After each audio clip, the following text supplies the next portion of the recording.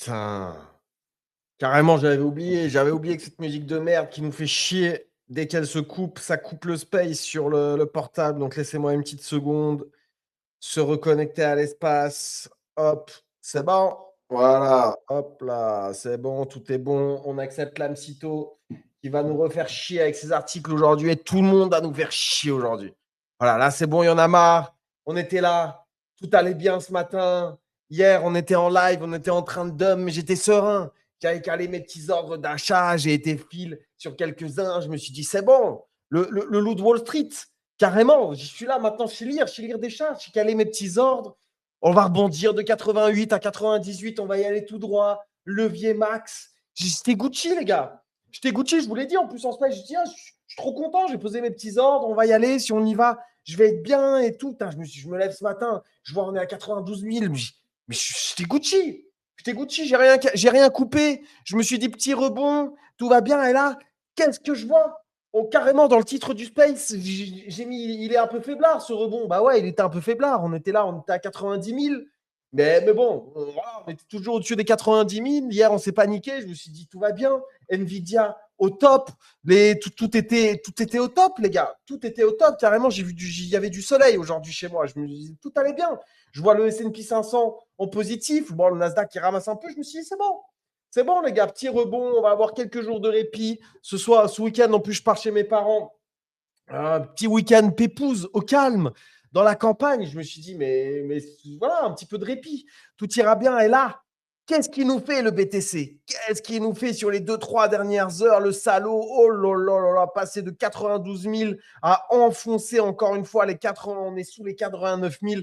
Franchement, les gars, il y en a marre. Je ne vous cache pas, je suis fatigué. Je suis fatigué. Je suis fatigué. On en a marre de parler macro. On en a marre de parler de mettre un peu d'opium là et d'essayer de voir c'est quand qu'on va pump, c'est quand qu'on va make it, c'est quand tout ça, j'en ai marre, les gars. Franchement, j'en ai marre. En plus, il y avait plein des. Waouh! Waouh! Ethereum! Bah ouais, putain, j'avais pas vu, mais là, ça, putain, Solana, il y a tout qui est en train de partir. Là, on veut pas que ça parte. C'est terrible, les amis, c'est terrible. Bon, de toute façon, on va se faire ce petit space comme d'habitude. Le dernier de la semaine, hier, en vrai, on a vécu un sacré space. On a vécu un sacré space avec pas mal d'alpha. Je crois qu'il vous a bien plu. En vrai, il y a pas mal de rediff sur le space d'hier. Je sais qu'il y en a plein. J'ai parlé au bon gris tout à l'heure au téléphone qui m'a dit mais c'est dingue toutes les alphas qu'il y avait tout à l'heure. Enfin, hier, dans le space du small, il l'a écouté déjà 2 fois. J'ai vu en DM, il y en a 2-3 qui m'ont dit aussi incroyable intervention de King, de DeFi Solar, qui l'ont écouté aussi plusieurs fois. Franchement, il y avait là les alphas hier. Et je sais que vous êtes nombreux à avoir kiffé ce space. Donc voilà, on va se concentrer sur le positif. On va se concentrer tout simplement sur le positif. Parce que du positif, il y en a aussi aujourd'hui. C'était une longue semaine éreintante. On va tout simplement demander comment ça va, les amis. Frenchy, Pachito, Pierre, le bon Lams. Normalement, il a été accepté aussi. Ouais, c'est bon. Comment ça va, les amis? Est-ce que, voilà, tout simplement, comment ça va? Comment est-ce que Ça vous va, vivez ce nouveau dip? ça va. Qu'est-ce que je te dise qu'est-ce qu'on peut dire? Est-ce qu'on va se reposer la question chaque fois et est-ce qu'à chaque fois, on va aller rechercher de la vaseline dans le pot? Tu vois ce que je veux Non. dire? Donc on va dire que ça va, voilà. Voilà, ça va, les gars. Franchement, ça va Ah, en faire que les politiques de l'autruche. Ça dump, on s'en exactement. bat les couilles. Moi, j'ai trouvé une technique de ouf. J'ai mis mon écran à l'envers. On est en up only depuis quelques jours. En pump. Et c'est une dinguerie. Vraiment, c'est une dinguerie. Donc, je sais pas pourquoi tu as mis la musique triste, parce que moi, de mon côté, juste, il y a une erreur sur la couleur de la chart. Mais à part ça, ça up. Ça ne fait que up. Donc voilà. Non, et puis en réalité, on peut se dire que l'avantage dans tout ça, parce qu'on a aujourd'hui un partenaire French Qualitat avec nous, et il va y avoir un joli petit NFT à gagner pour quelqu'un de la commu. Et moi, forcément, c'est un projet qui me porte à cœur pour les gens qui savent que, un, je bosse chez De Infinity, et 100 balles deux, le NFT, ouais, c'est ouais, ça, ouais, hein? quand même, hein, c'est pour ça. Donc toute la semaine, au moins, notre commu, elle mange quand nous, on va à zéro. Donc ça fait plaisir. Et forcément, c'est un projet qui me tient à cœur. Pour ceux qui savent que je suis, un, chez Infinity qui gère le projet, mais deux, je suis aussi ambassadeur Michelin et c'est très rare que je fasse ce genre de choses. Et donc j'ai hâte justement que FOMO et Julie puissent être là pour expliquer un petit peu aux gens tout ce qu'il y a en tête, parce que là, ils sont même carrément en call. Et il y a plein de petits trucs qui sont prévus, qui arrivent et tout. Donc j'ai juste vraiment hâte de pouvoir discuter un petit peu de tout ça. Donc voilà, donc ça va. Qu'est-ce que tu veux que je te dise? Bah écoutez, les amis, parfait, comme tu l'as déjà annoncé. En plus, j'ai vu que tu as mis un petit tweet. Si on peut l'épingler déjà. Attendez, est-ce que je suis sur le bon truc là? Est-ce que je peux Je aller vais le faire, l'épingler? t'inquiète, comme Vas-y, ça. nickel. Les amis, donc ça va être à partir de quoi? Je pense 18h20, 18h30. Deuxième partie space, il y a Michelin qui arrive. Franchement, Michelin, s'il y a bien, voilà, il y a plein de marques qui sont lancées, plein de marques Web 2 qui sont lancées dans le Web 3. 99 d'entre elles ont abandonné. On va pas se mentir, Michelin s'est lancé dans le Web 3 et n'a pas abandonné. Et donc, il mérite un petit peu de reconnaissance, il mérite d'être mis en avant. Et c'est ce qui va se passer dans le Small Talk tout à l'heure. Et en plus, vous avez quelque chose à gagner, un NFT d'une valeur de 200 balles. En gros, le Small Talk, c'est simple. Quand on est en deep, toute la semaine, les amis, c'est 200 balles par jour qui a gagné dans le small. Voilà, c'est 200 balles par jour. Vous écoutez le small, une chance sur 100 de gagner 200 balles. Eh bien, et vous n'êtes Par pas à contre, plaindre, vous. Hein. je me demande un truc, Ruru, parce qu'étant donné que les bagues souffrent, il faudrait peut-être que si ça continue de dip et qu'on continue à offrir des 200 balles par jour, il faudrait peut-être qu'un jour on laisse des personnes de l'audience gérer le space, que nous on puisse être dans l'audience et qu'on participe au giveaway. Parce qu'il y a un moment où le portefeuille, on peut pas aller plus bas que plus bas, quoi.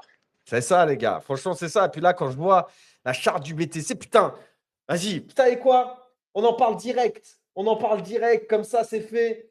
Et on n'en parle plus. Lamchito, tu nous avais dit quoi? Tu nous as dit texto, je me suis même foutu de ta gueule tellement ça semblait évident. Mais oh, les résultats de Nvidia, s'ils étaient bons, on était censé up. C'est quoi ce merdier? Les résultats sont bons. On a up un petit peu.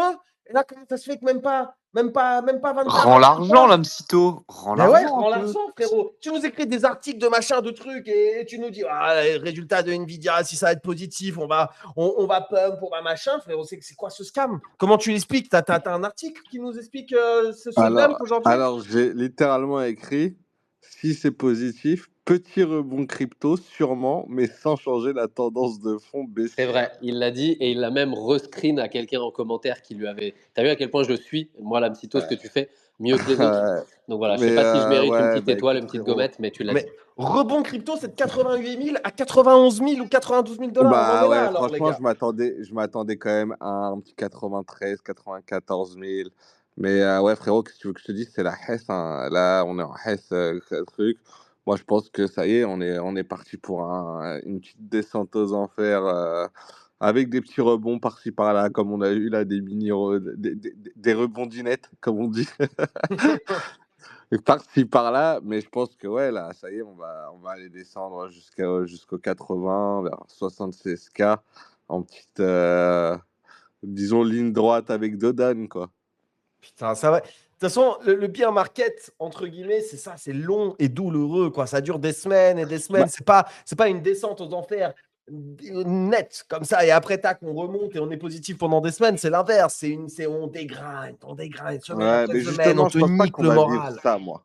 Je pense pas qu'on va vivre la même chose qu'en 2022, parce que 2022, on avait mis quand même un an pile pour passer de 69 000 à 15 000. Avec ça, pour le coup, c'était un terrain de cross, la descente. Mais c'était tendance baissière, mais vraiment avec des petites feintes par-ci par-là. Là, je pense que vraiment, ça va être rapide et violent. Tu vois. Putain, faut que ça soit plus rapide. Il faut que ça soit plus violent. Moi, j'aime la violence. J'aime quand ça fait mal, les gars. Et là, et là, Le Et là, j'en sadique. peux plus. J'en peux plus. Je souffre en douceur. Les gars. Tous les matins, je me lève, je bois mon petit café. Là, ce matin, j'étais heureux. Je vous ai dit, je me sentais trader. Et là, c'est bon, ça me sape le moral. Vas-y, mais envoyez-nous direct à 70, là, ou même 40. 40, il nous disait Boubou, mais vas-y, on se réveille, on est à 40. Ok, on se la prend dans le fiac avec du gravier, on a mal, on souffre, on pleure, on saigne. Ok, 24 heures douloureuses. Et à partir d'après, hop, le lendemain 42, le lendemain 43. Voilà, et on prend un petit cas comme ça par jour. Juste qu'on soit un peu positif, tu vois. Je préfère Là, j'en ai juste marre. Franchement, les gars, j'en ai juste marre. Là, je crois que je vais faire la politique de l'autruche tout le week-end. Je vais passer du temps avec mes proches, mes machins, les trucs. Je crois que je vais vraiment juste tout fermer. Twitter, chart et tout, c'est bon, il y en a marre, les gars. Là, j'en ai marre que ça me baisse le moral comme ça. Franchement, j'ai envie que ça soit vite et douloureux, quoi. Comme tu dis, l'âme, j'espère que ça va arriver. En plus, là, vraiment, un prime dog. Les résultats de Nvidia, ils étaient vraiment bons. Non, hier, en tout cas, moi, encore une fois, c'est pas le truc que je suis le plus. Je me fie à ce que je vois dans ma timeline, mais les gens étaient relativement contents. Les gens étaient vraiment, et même excités. Ça parlait de reprise, de machin. Genre, ça mettait des grands wads à la bulle IA en mode, eh ben, allez là, votre bulle IA. Regardez un petit peu tous les revenus de Nvidia, tous ces résultats. en gros que du positif. Là, tout le monde se branle aussi sur Gemini, la nouvelle version IA de Google qui apparemment est extraordinaire pour vibe coder d'un côté, même si en vrai ça semble équivalent à Claude, Cursor et compagnie, mais surtout pour le côté DA. C'est-à-dire que là, encore une fois, si vous êtes designer, artiste et compagnie, quand tu vois ce que Gemini 3 là, est capable de sortir, bah franchement, il faut se chier dessus parce que Alors, tiens, j'ai une petite.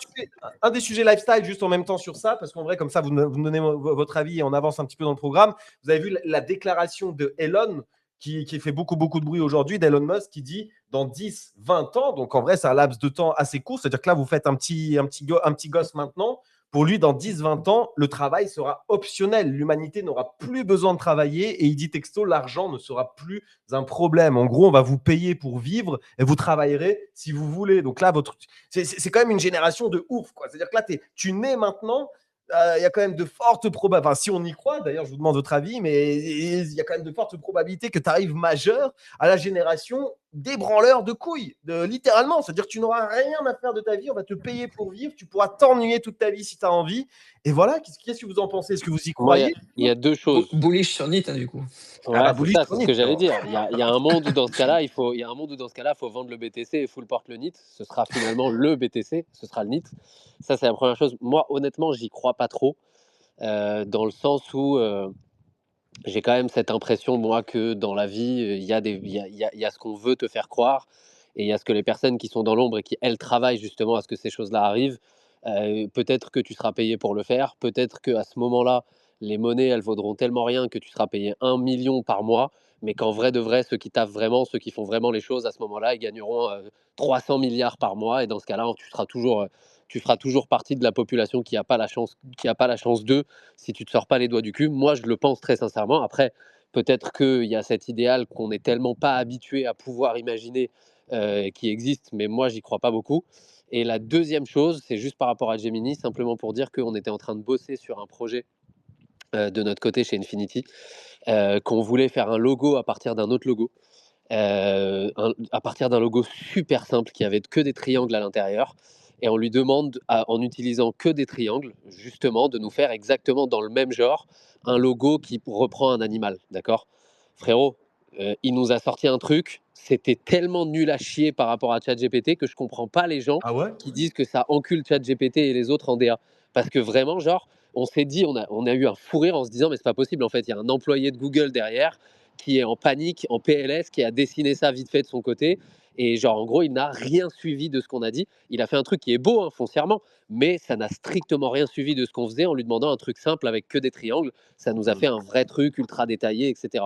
Donc c'est ma seule petite anecdote là-dessus, mais c'est la seule utilisation que j'en ai fait. Donc, pour le coup, c'est pas une certitude. Mais voilà. Mais sinon, moi, Pas j'y crois pas trop à personnellement. j'y crois pas trop à cette théorie, moi, personnellement. Les autres, vos prévisions, est-ce que vous y croyez à ça, à l'IA Moi, j'y crois, qui. moi. Moi, j'y crois de fou aussi, en vrai. Moi, j'y crois, Vas-y, mais là. en fait, il y aura toujours du travail, hein. Genre, je sais pas, tu vois, les métiers inutiles d'aujourd'hui, genre influenceurs, politiciens, tous ces trucs-là, là, seront toujours les trucs de pouvoir et Du coup, c'est d'influence. optionnel, ça rentre dans ce qu'il dit, en fait. C'est des tafs optionnels. Si tu as envie d'être influenceur, si tu as envie de te lancer en politique, tu peux. Mais tous les travails utiles à la Oui, société qui genre font avancer, ça, t'en as plus ouvrier, besoin, quoi. Voilà, ouais. ouvrier, médecin, tous ces trucs-là, là, en fait, de toute façon, moi, je pense que tous les délires qui sont un peu techniques et scientifiques et manuels seront remplacés par des robots ou par des intelligences artificielles ou par les deux. Ouvrier, t'imagines? Genre, au lieu d'avoir un mec qui va prendre sa pause club, qui est là de 8h à 18h, qui a le niveau d'études d'un quatrième collège, et bah là, t'as un mec qui a le niveau d'études bac plus 10, qui dort pas, qui se propose pas, qui, bah, s'il y a un accident, bah, c'est pas grave, tu le remplaces. Ah, tu vois ce que je veux dire? Non, mais c'est Ouais. sûr que je pense Oui, mais que moi, moi, il y a 90% des métiers d'aujourd'hui qui vont disparaître dans les 30 prochaines années. Tu as forcément des nouveaux métiers qui vont être recréés, mais en termes de masse de métiers par rapport à la masse humaine, forcément, ce sera différent. Donc, un monde où ça, ça, pour travail le est coup, moi, là, optionnel, ça Tito, m'étonnerait. pour le coup, je suis d'accord à 100% avec cette théorie, c'est-à-dire qu'il y a des métiers qui vont disparaître, etc. Mais moi, c'est la théorie selon laquelle finalement, tu auras pas besoin de bosser et tu auras une vie de rêve parce que tu auras pas besoin de travailler et qu'on te paiera pour Ah, mais vivre, non, pas Pas frérot, pour une ce vie de sera, rêve, ce, mais ce on va sera te comme payer le dans, SMIC. Ça, On j'y va te crois payer le. jamais. dans Ça, Elysium. never. Bah Tu vois, alors, dans ce cas-là, moi, c'est quel c'est intérêt dans quoi ce cas? Et Elysium? en gros, la promesse là, c'est de dire aux gens, vous allez pas travailler et vous allez être au SMIC. Et quoi, t'as du temps pour toi, mais t'as pas assez d'argent pour faire quoi que ce soit dans le temps que t'as pour toi. C'est horrible comme promesse. Non, Mais mais non, mais tu. moi je pense qu'il y aura d'autres trucs. Il y aura d'autres. Hmm. Moi, je vois un futur à la Elysium, hein. C'est-à-dire qu'il y aura des mégalopoles à la Dubaï, à la d'autres choses, etc. Où les ultra riches vivront en sécurité, en peaceful et dans le bien. Et tout le reste du monde, ce sera le tiers-monde. Et tu en auras une quinzaine disséminés dans le monde comme ça. Et vous voyez, c'est quoi le film Elysium? Bah bien sûr, Non, évidemment. moi non. C'est avec Mark Wahlberg, Bah, non? ouais, voilà. Je Bah, sais moi, pas si c'est franchement, Wahlberg je ou si pense c'est que l'autre, dans je le les confonds futur, tout le temps. vu les inégalités qui sont en constante augmentation, et bah, je vois vraiment un monde comme ça. Et l'intelligence artificielle, et bah, va provoquer ce monde-là, justement. Hmm. Ah, En mais tout moi, je cas, suis d'accord. Dans ce cas-là, on hmm. est aligné 100%. C'est juste que pour moi, ce revenu universel, Elon Musk, il a l'air d'en parler comme si les hommes n'allaient plus être dans le besoin. Ils allaient être... Oula. Ah oui, d'accord. Merci, Dame Cito. Ils allaient être super... Genre, en gros, qu'on allait être au top, quoi. Qu'on n'allait pas avoir besoin de bosser, qu'on allait être au top et qu'il allait avoir un revenu universel, mais genre un truc où les humains sont yimbes. Si la promesse, c'est simplement tout le monde est au SMIC et t'as rien à foutre, moi, très sincèrement, frérot, si j'ai du temps mais que je peux pas sortir de chez WAM parce qu'en vrai, si tout le monde a du temps, frérot, et que donc tout le monde peut partir en vacances, bah les vacances elles vont coûter encore plus cher, donc ton revenu universel il servira à rien. Genre, je vois pas l'intérêt Ouais, moi d'avoir du avoir un temps. toit au-dessus de la tête et manger, tu vois, si à partir du moment où tu as à manger dans l'assiette et un toit au-dessus de la tête, bon, ça couvre quand même, et tu vois, tu as de l'eau pour prendre ta douche, ça te couvre enfin, ça couvre déjà beaucoup de besoins. Après, effectivement, je pense pas que tout le monde pourra se payer des vacances aux Maldives avec le revenu universel. C'est un peu trop beau, mais on va dire que là, comme il dit sa déclaration, en mode travailler deviendra optionnel. On vous donnera de l'argent, entre guillemets, pour vivre. Pour moi, vivre, c'est manger, avoir un toit au-dessus de la tête et avoir ce socle primaire, quoi. Ouais, Mais il après, y a des gens, ils l'ont pas, ça il déjà, y tu aura vois. d'autres manières, il y aura d'autres choses en fait que nous, on peut pas anticiper. Tu vois, c'est comme si tu disais, tu vois, la manière dont on vit, nous, là, à être en space, à se parler, à avoir des téléphones dans la poche, des machins, etc. Tu disais ça il y a 40 ans aux gens. En fait, ils pouvaient pas Personne n'imaginait. se l'imaginer et Ouais. imaginer quel allait être le quotidien de tout le monde, etc. Et là, Bah, nous, je pense l'innovation qu'on sera peut. encore plus ouf parce qu'elle sera portée, enfin, elle va être encore plus exponentielle avec l'IA. Ça ouvre encore plus de portes avec l'info quantique et tout qui arrive. C'est vrai, on peut pas se projeter. Moi, j'ai plus une question, on va dire, un peu plus aussi terre à terre. Là, si vous faites un gosse maintenant, j'imagine Pachito, il est avec madame depuis un moment, ça doit être en discussion, ça doit arriver bientôt. Peut-être que Frenchy aussi, il est dans l'âge où ça arrive. Bon, là, Pachito, toi, t'es loin encore. T'es loin de ça. Moi, il faut d'abord Pachito, il attend la t'entraîner. fin du bull run, mais mais, mais là, vous faites un gosse, vous faites Bah, un gosse désolé, dans Madame maintenant. Pacheur, ça n'arrivera pas, hein. Là, là c'est foutu, là, hein. Si ça arrive en 2026, vous faites un gosse et que voilà, tac, dans les. En fait, moi, je me dis, c'est sur l'éducation, machin. Moi, ça me fait limite chier. J'ai pas envie que mon gosse, là, si j'en fais un maintenant, de l'envoyer à l'école, de machin. En fait, là, l'école est tellement. Enfin, elle est tellement à la ramasse par rapport à la réalité du marché. J'ai envie que là, si je fais un gosse demain, j'ai envie de le faire voyager, j'ai envie de le faire kiffer, j'ai envie de lui mettre l'IA, pas qu'il soit abruti. Donc voilà, tu lui mets pas d'ordi ni rien, pas d'écran entre les mains les premières années de sa vie. Mais dès qu'il commence à avoir un cerveau qui n'est pas un cerveau de Golemont et qu'il est un peu développé, hop, bah, tu lui fais, et voilà, tu lui mets l'IA entre les mains. Il apprend les choses enfin, j'ai l'impression que faire sa propre éducation en tant que daron et en surveillant un petit peu ce qu'il fait avec l'IA, c'est 1000 fois plus EV+, que l'envoyer apprendre le théorème de Pythagore et mes couilles et mes machins à l'école et il va se pointer à l'école 18 ans. Je d'aujourd'hui. fais quoi derrière, frérot? L'école d'aujourd'hui, elle est obsolète déjà depuis 15 ans, frérot. Il Ah ouais. Ah faudra pas oui, le de mettre dans ouf. l'école d'aujourd'hui, il faudra le mettre dans des types d'écoles. Parce qu'en fait, l'école, c'est quand même intéressant pour tout ce qui est le lien social, le machin, etc. Tu vois. Ouais. Mais en vrai, pour moi, la compétence, parce que là, tout ce qui est technique et technologique, ça ne sert plus à rien de lui apprendre. Genre vraiment, tout ce qui est scientifique, etc. Vraiment, l'IA le fait mieux que toi déjà. Dans 15 ans, elle le fera beaucoup mieux que toi. Ce sera pas les humains qui feront ces tafs-là, tu vois.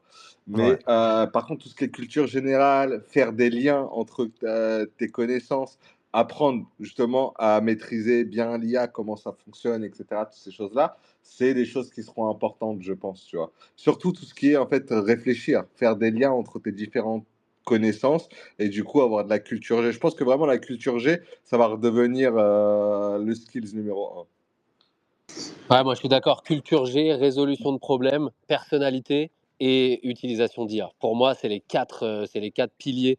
C'est trop important. Comme il disait Lamsito, tu vois, avoir une réflexion, être capable d'une idée, en amener une autre, tu vois, emboîter des idées, etc. C'est trop important. Et ça, je pense que c'est quelque chose que, entre guillemets, il faut se placer dessus. Et malheureusement, à un certain niveau à l'école, ça disparaît bien trop, ce genre de choses. Mais moi, je suis d'accord avec toi, Ruru, hein.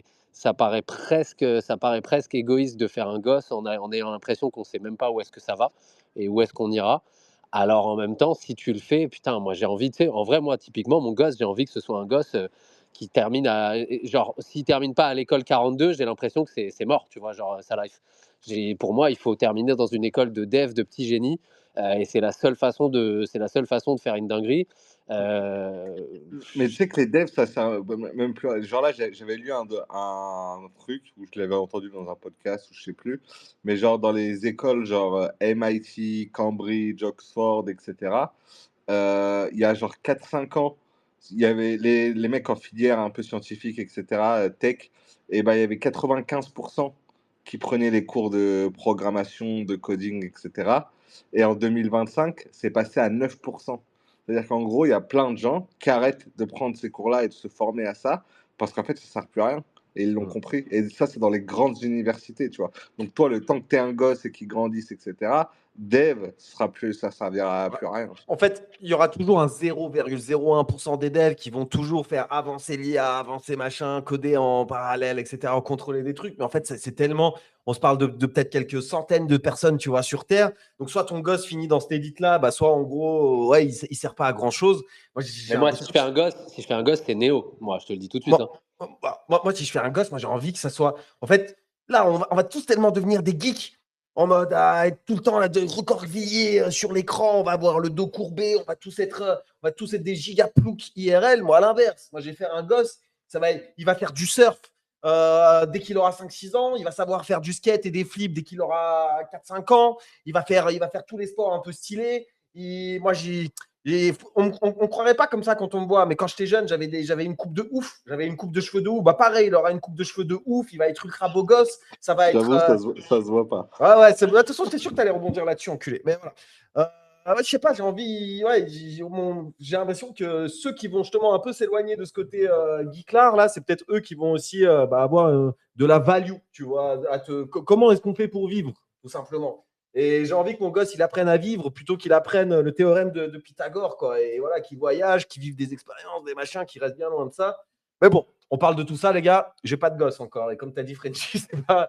Voilà, moi aussi, je vais dire ça à ma meuf la prochaine fois qu'elle me parlera de gosse. Je dis, calmos. C'est un peu égoïste, je trouve, vu de vouloir un gosse, sachant qu'on ne sait pas dans quelle direction le monde y va.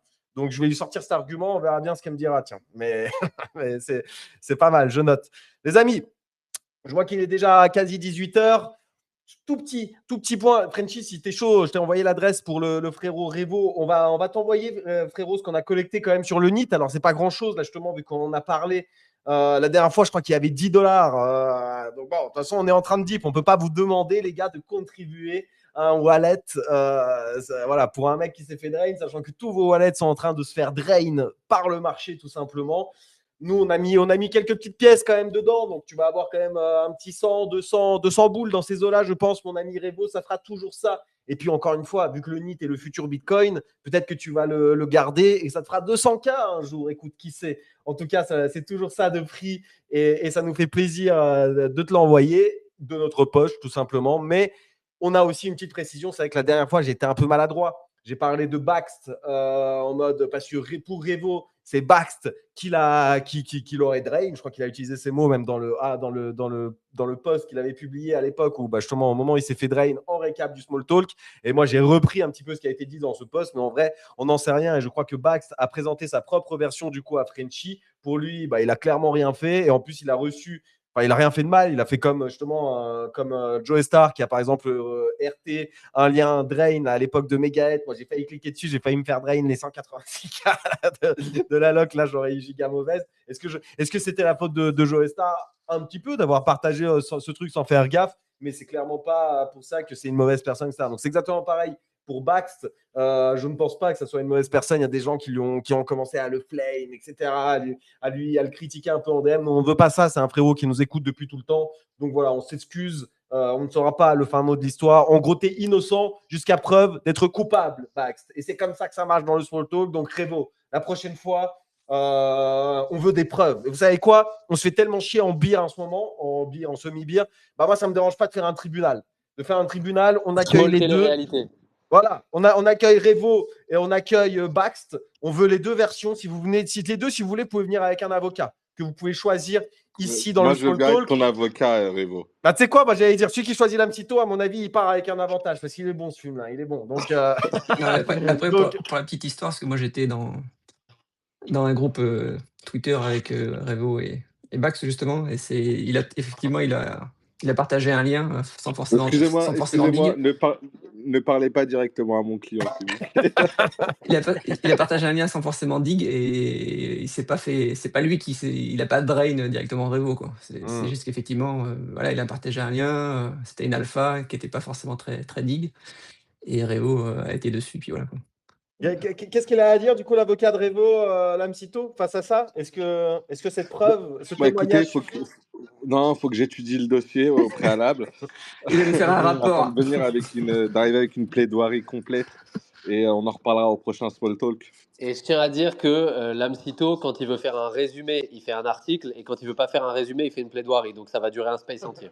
Bon, franchement, ça me bat, les gars. Moi, je vous dis, j'ai envie de rigoler. J'en ai marre de regarder le marché. Dès que je regarde 87 000, Starfall. Waouh! Waouh! Waouh, waouh, waouh!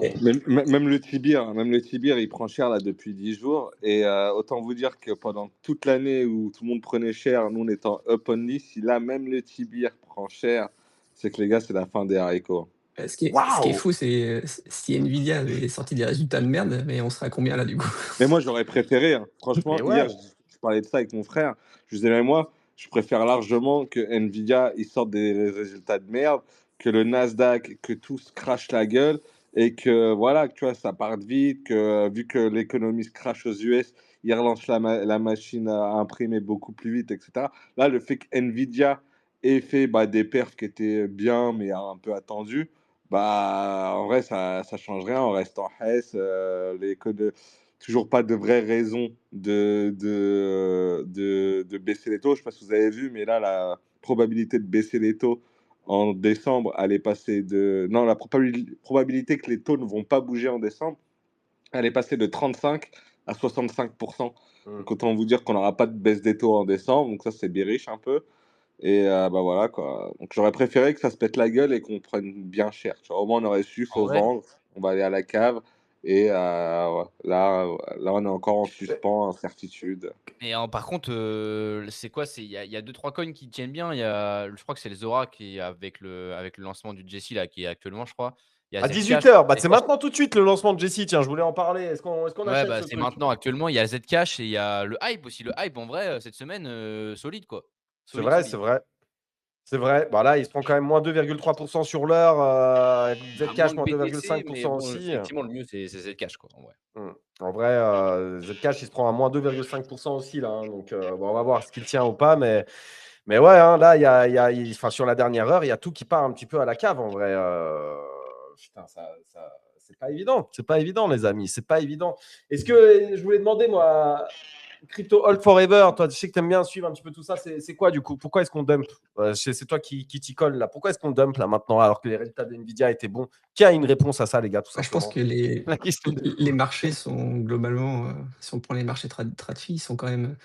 Donc il y a les 7 magnificents là qui tirent le Nasdaq et le S&P 500 depuis le début de l'année, mais quand tu regardes derrière, en fait, c'est pas un bear market, mais pas loin, hein, sur les autres valeurs traditionnelles américaines.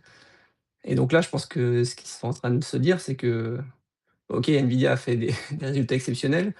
Ça tire encore, la bulle, on la tire encore un peu plus, mais pour moi, ça va Waouh! exploser, Mais quoi. le Nasdaq, Ça j'avais pas vu. Le Nasdaq, il est passé là en et là, 2 heures, il est passé de 25 200 à 24 500. Ah ouais! pour vous donner une idée, là, Ouh! je regardais, moi, je suis Tradosaur, là, c'est un Un un dinosaure. dinosaure, sur la Tradfi et il représentait le S&P, donc le PER, actuel par rapport au PER moyen, hein, et c'est en gros, ça représente la valorisation des entreprises.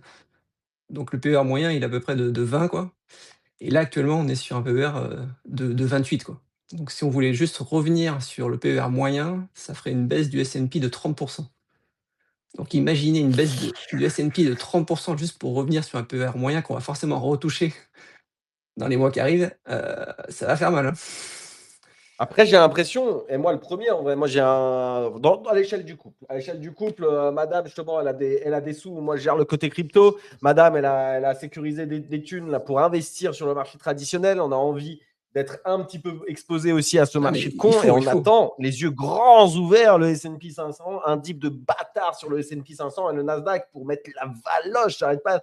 Elle est là, elle est full. Elle est full liquide là depuis quelques semaines, même ça commence à faire quelques mois. Elle me dit, mais c'est quoi qu'on achète? C'est quoi qu'on achète? Moi, ça me fait chier d'acheter du vertical. Non, non, faut pas. Je rêve d'un moins 30% pour mettre la valise, moi. Faut être patient, faut Mais être j'ai patient, l'impression que tout le monde rêve. ça va arriver, ça va arriver. Il y a 2 ans, les valeurs, de la tech s'étaient complètement cassé la gueule et puis personne n'osait les racheter. Puis finalement depuis, elles ont toutes, doublé, triplé, quadruplé. Ce moment arrivera. Par contre, effectivement, bah, il faut mettre du cash de côté et c'est ce moment-là où il faut saisir l'opportunité. C'est au Mm. moment, c'est de toute façon, c'est quand, ils en parleront au JT que tout se casse la gueule. C'est malheureusement là où faut faire le switch inverse et mettre ses couilles sur la table et investir et c'est à ce moment-là que vous ferez les meilleurs investissements. Ouais, il faut attendre, il faut Mais attendre, il là, faut faut être continuer patient sur les d'attendre. cours actuels, acheter du Nvidia ou du Microsoft ou du Amazon ou du Google, ouais, c'est couillu. Alors ils continuent à délivrer. Ce qui est fou, c'est qu'ils arrivent à continuer à délivrer des performances, sur leurs trimestres qui sont quand même des performances de zinzin ou, Nvidia qui sort quand même plus de 50 milliards de profits, mais c'est quand on met ça par C'est une rapport à des folie. sociétés du CAC 40, juste avec les profits, ils doivent pouvoir racheter, un quart du CAC 40. Enfin, c'est complètement c'est lunaire, hein, les résultats qui C'est sortent, une quoi. folie. Mais C'est une folie. On mais est après la vraiment. bulle, voilà, ça on en avait déjà parlé, le fait qu'ils s'alimentent entre eux, toi je te donne, 10 000 mais pour que tu me rachètes des puces et donc ça fait je pense que quand même il y a une bulle qui est en train de monter et ils sont aussi en train en ce moment de s'endetter. Alors ce qui est assez étonnant, parce ils ont du cash, mais vu que ça leur coûte moins cher finalement de s'endetter, ils sont en train de s'endetter aussi, quoi. Même les grosses sociétés comme ça sont en train de s'endetter, donc je ne sais pas trop comment ça va finir en fait, mais je pense qu'il y aura des opportunités effectivement, il y aura forcément des crashs, quoi. Ça peut pas continuer à monter, enfin, il suffit d'ouvrir vraiment la courbe du Nasdaq vous l'ouvrez sur 10 ans, vous prenez le S&P aussi, c'est vertical, quoi. On est vraiment sur du vertical et c'est sûr qu'il y aura des retracements, il faudra saisir ces opportunités-là.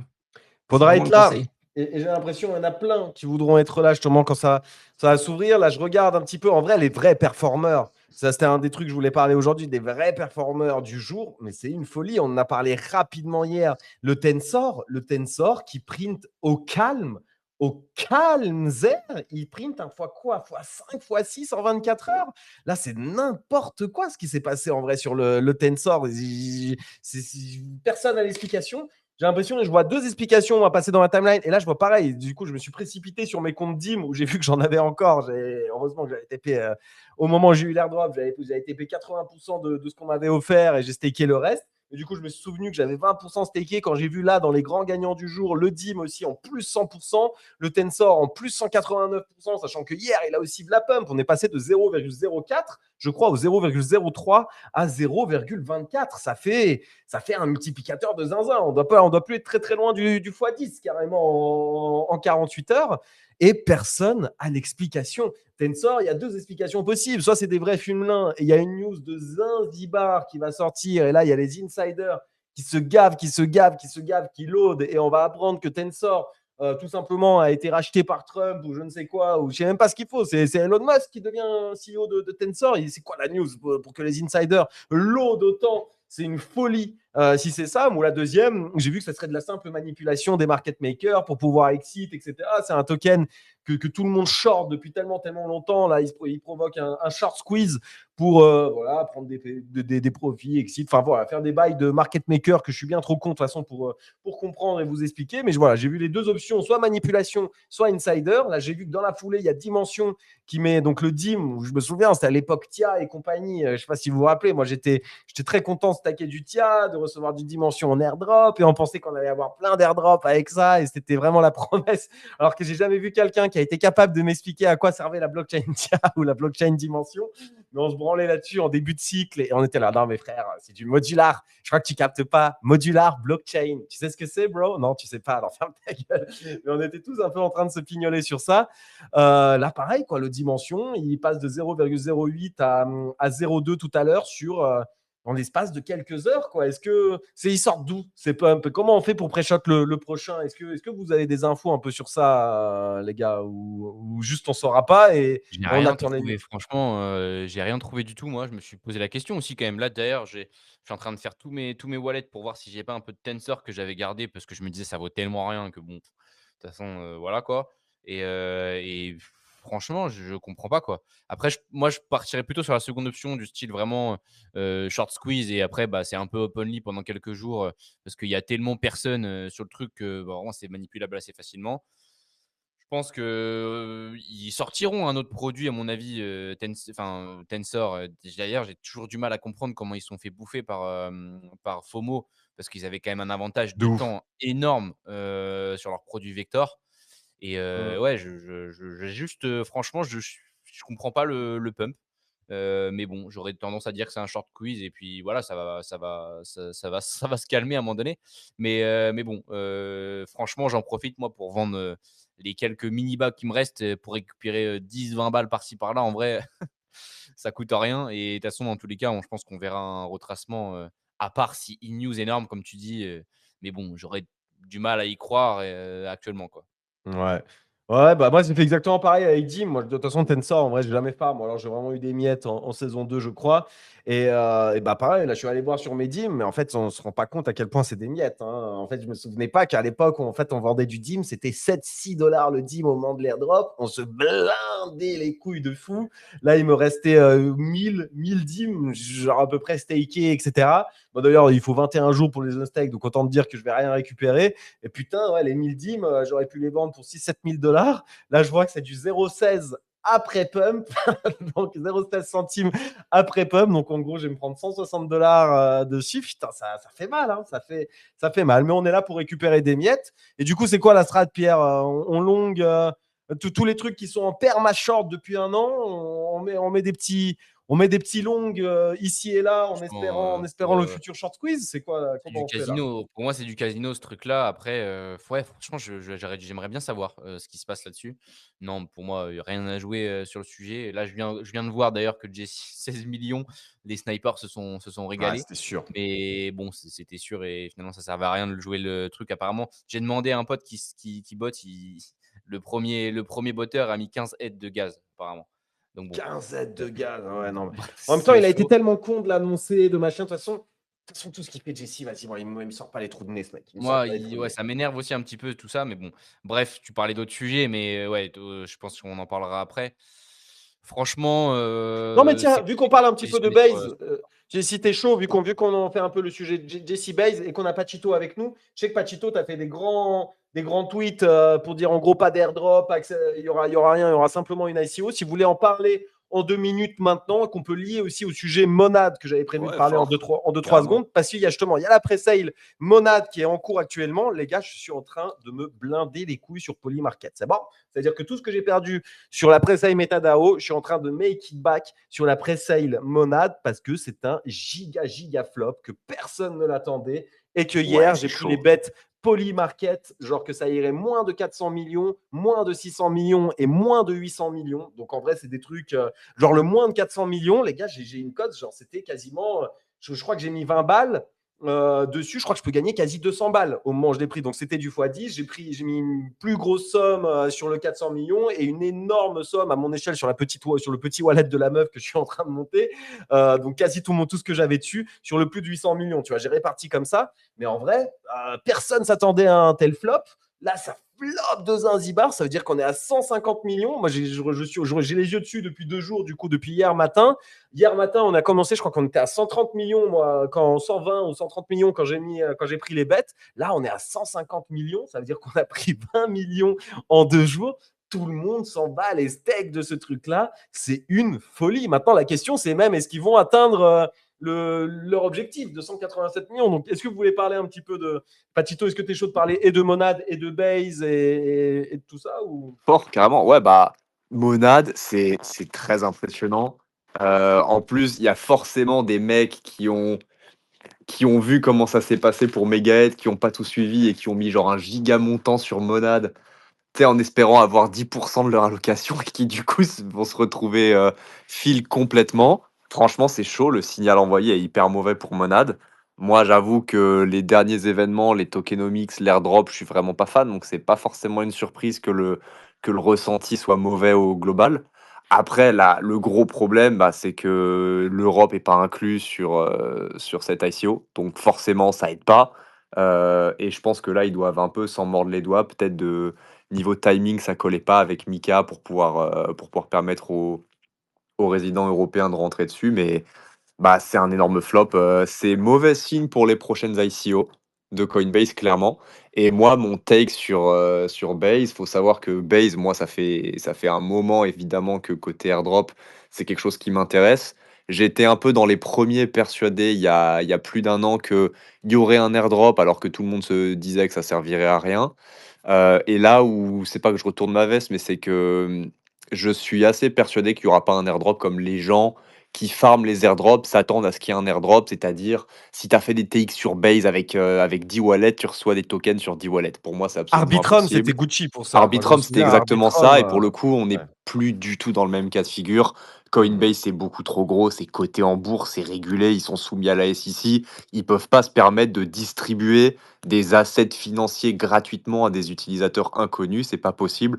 Moi, c'est mon opinion. Du coup, je suis persuadé qu'il y aura une ICO pour Base et que c'est pour ça, entre autres, qu'ils ont acheté Echo et qui poussent la méta, enfin, et qui continuent de pousser la méta public sale qui marche super bien en ce moment.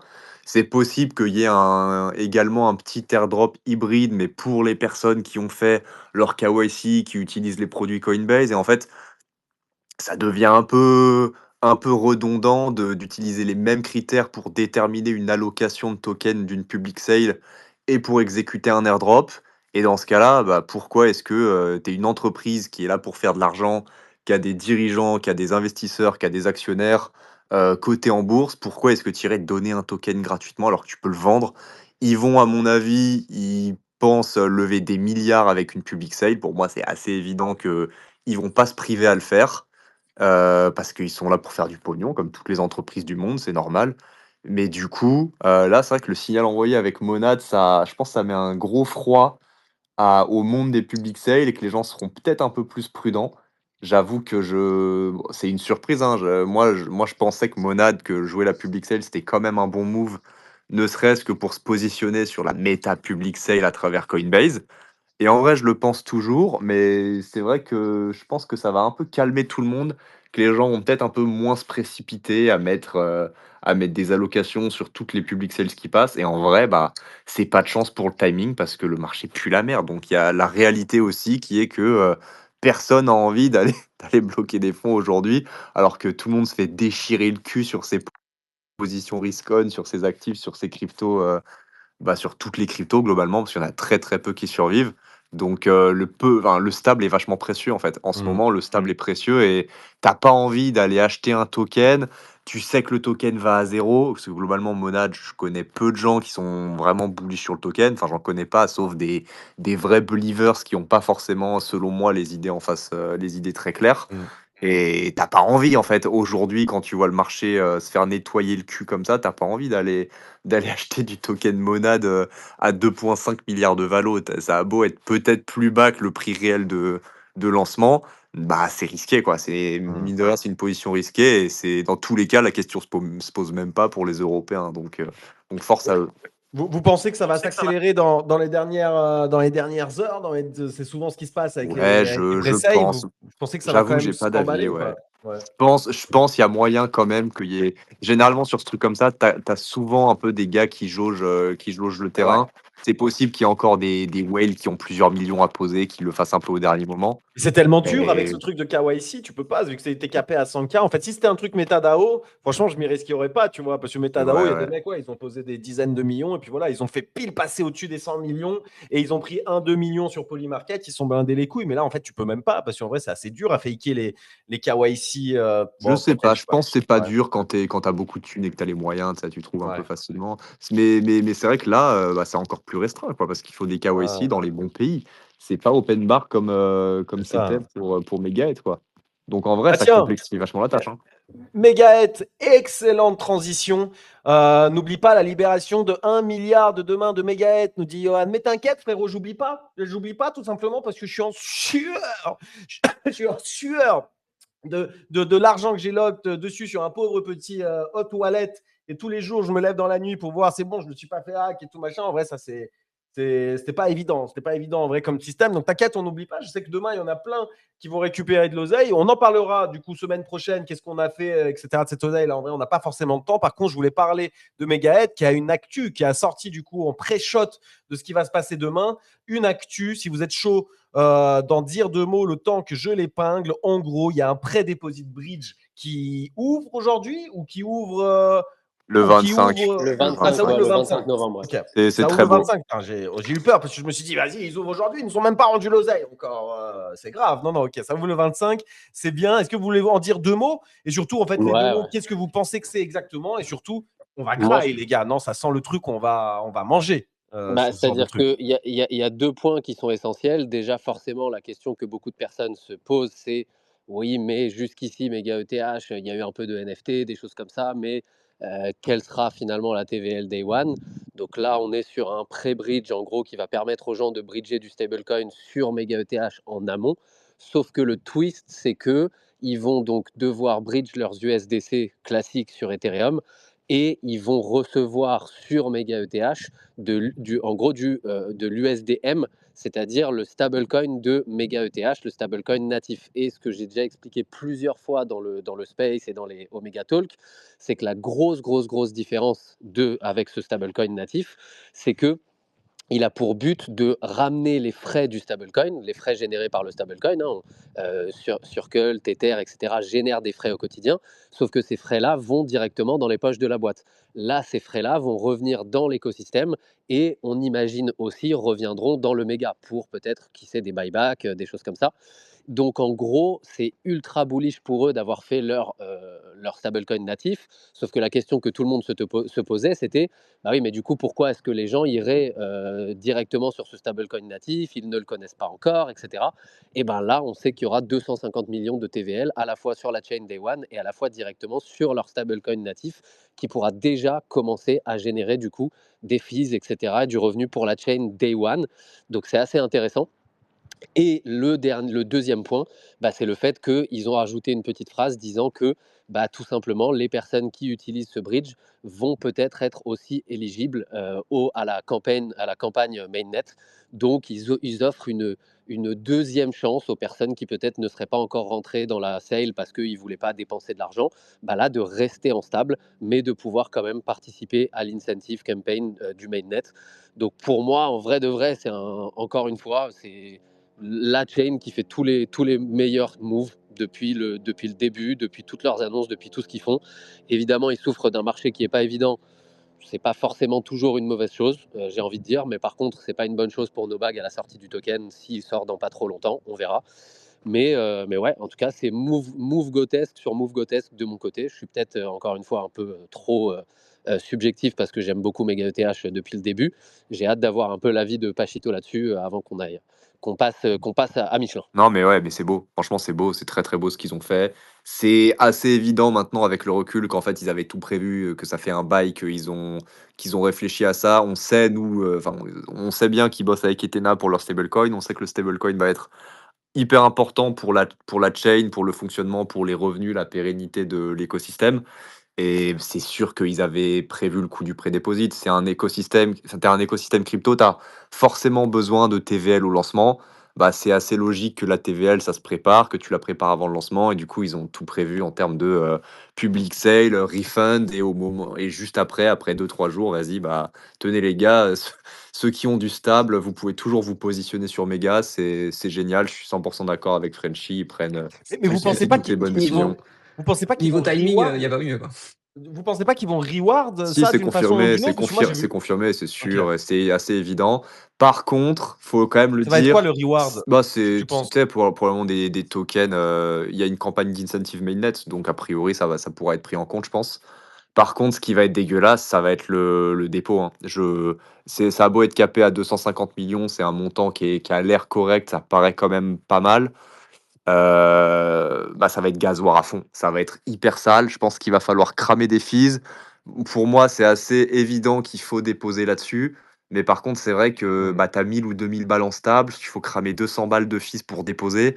Peut-être pas forcément rentable. Donc C'est en vrai, c'est pas facile non plus. c'est capé, du coup, Ouais, la c'est capé location que à tu peux déposer? 250 millions, ce qui est beaucoup. Non mais par personne. Ah, je Non, crois pas pas, non. personne, je Non, parle je par crois wallet. pas. Pour moi, c'est FCFS. Ah ouais? Donc, Ah ouais, donc ça il va y a être un des, il y a carnage, des quoi. mecs, ouais, voilà, il y a des mecs qui vont se régaler. Et forcément, tu as 50 millions, 100 millions à déposer. Bah, vas-y, tu vas en 2TX, t'es content.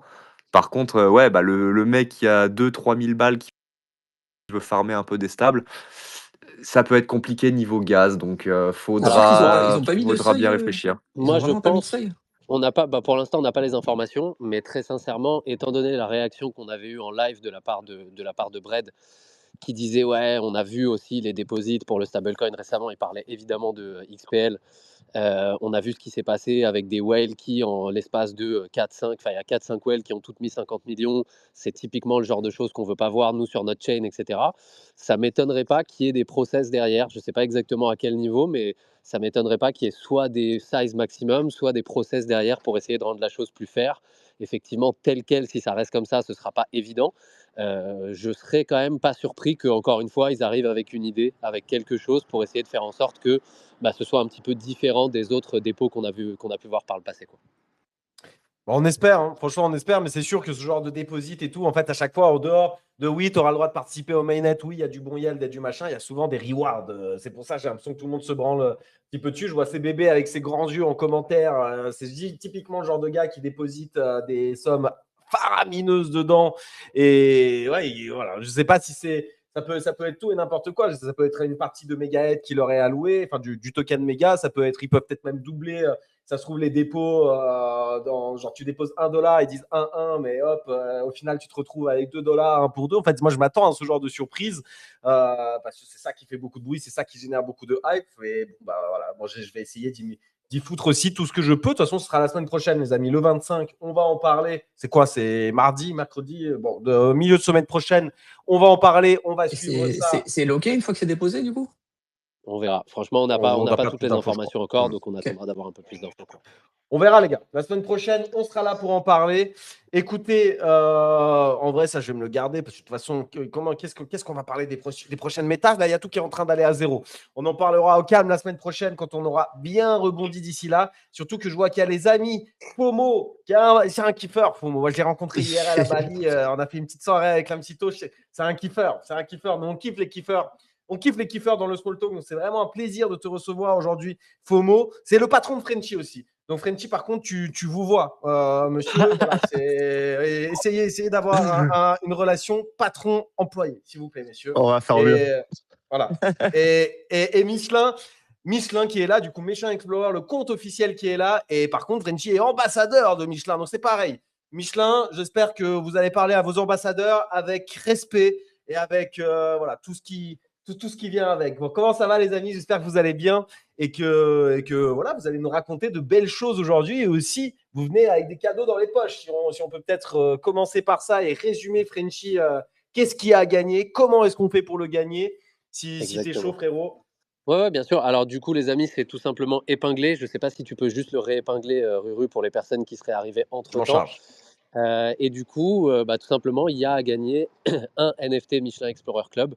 vous allez un petit peu comprendre justement qu'est-ce que c'est que ce Michelin Explorer Club, pourquoi c'est NFT. On est beaucoup ici à être des passionnés de NFT, on est beaucoup ici à s'être fait rect sur des NFT aussi, mais on est aussi beaucoup à pouvoir reconnaître quand il y a parfois des NFT qui ont des valeurs intrinsèques qui sont assez cool.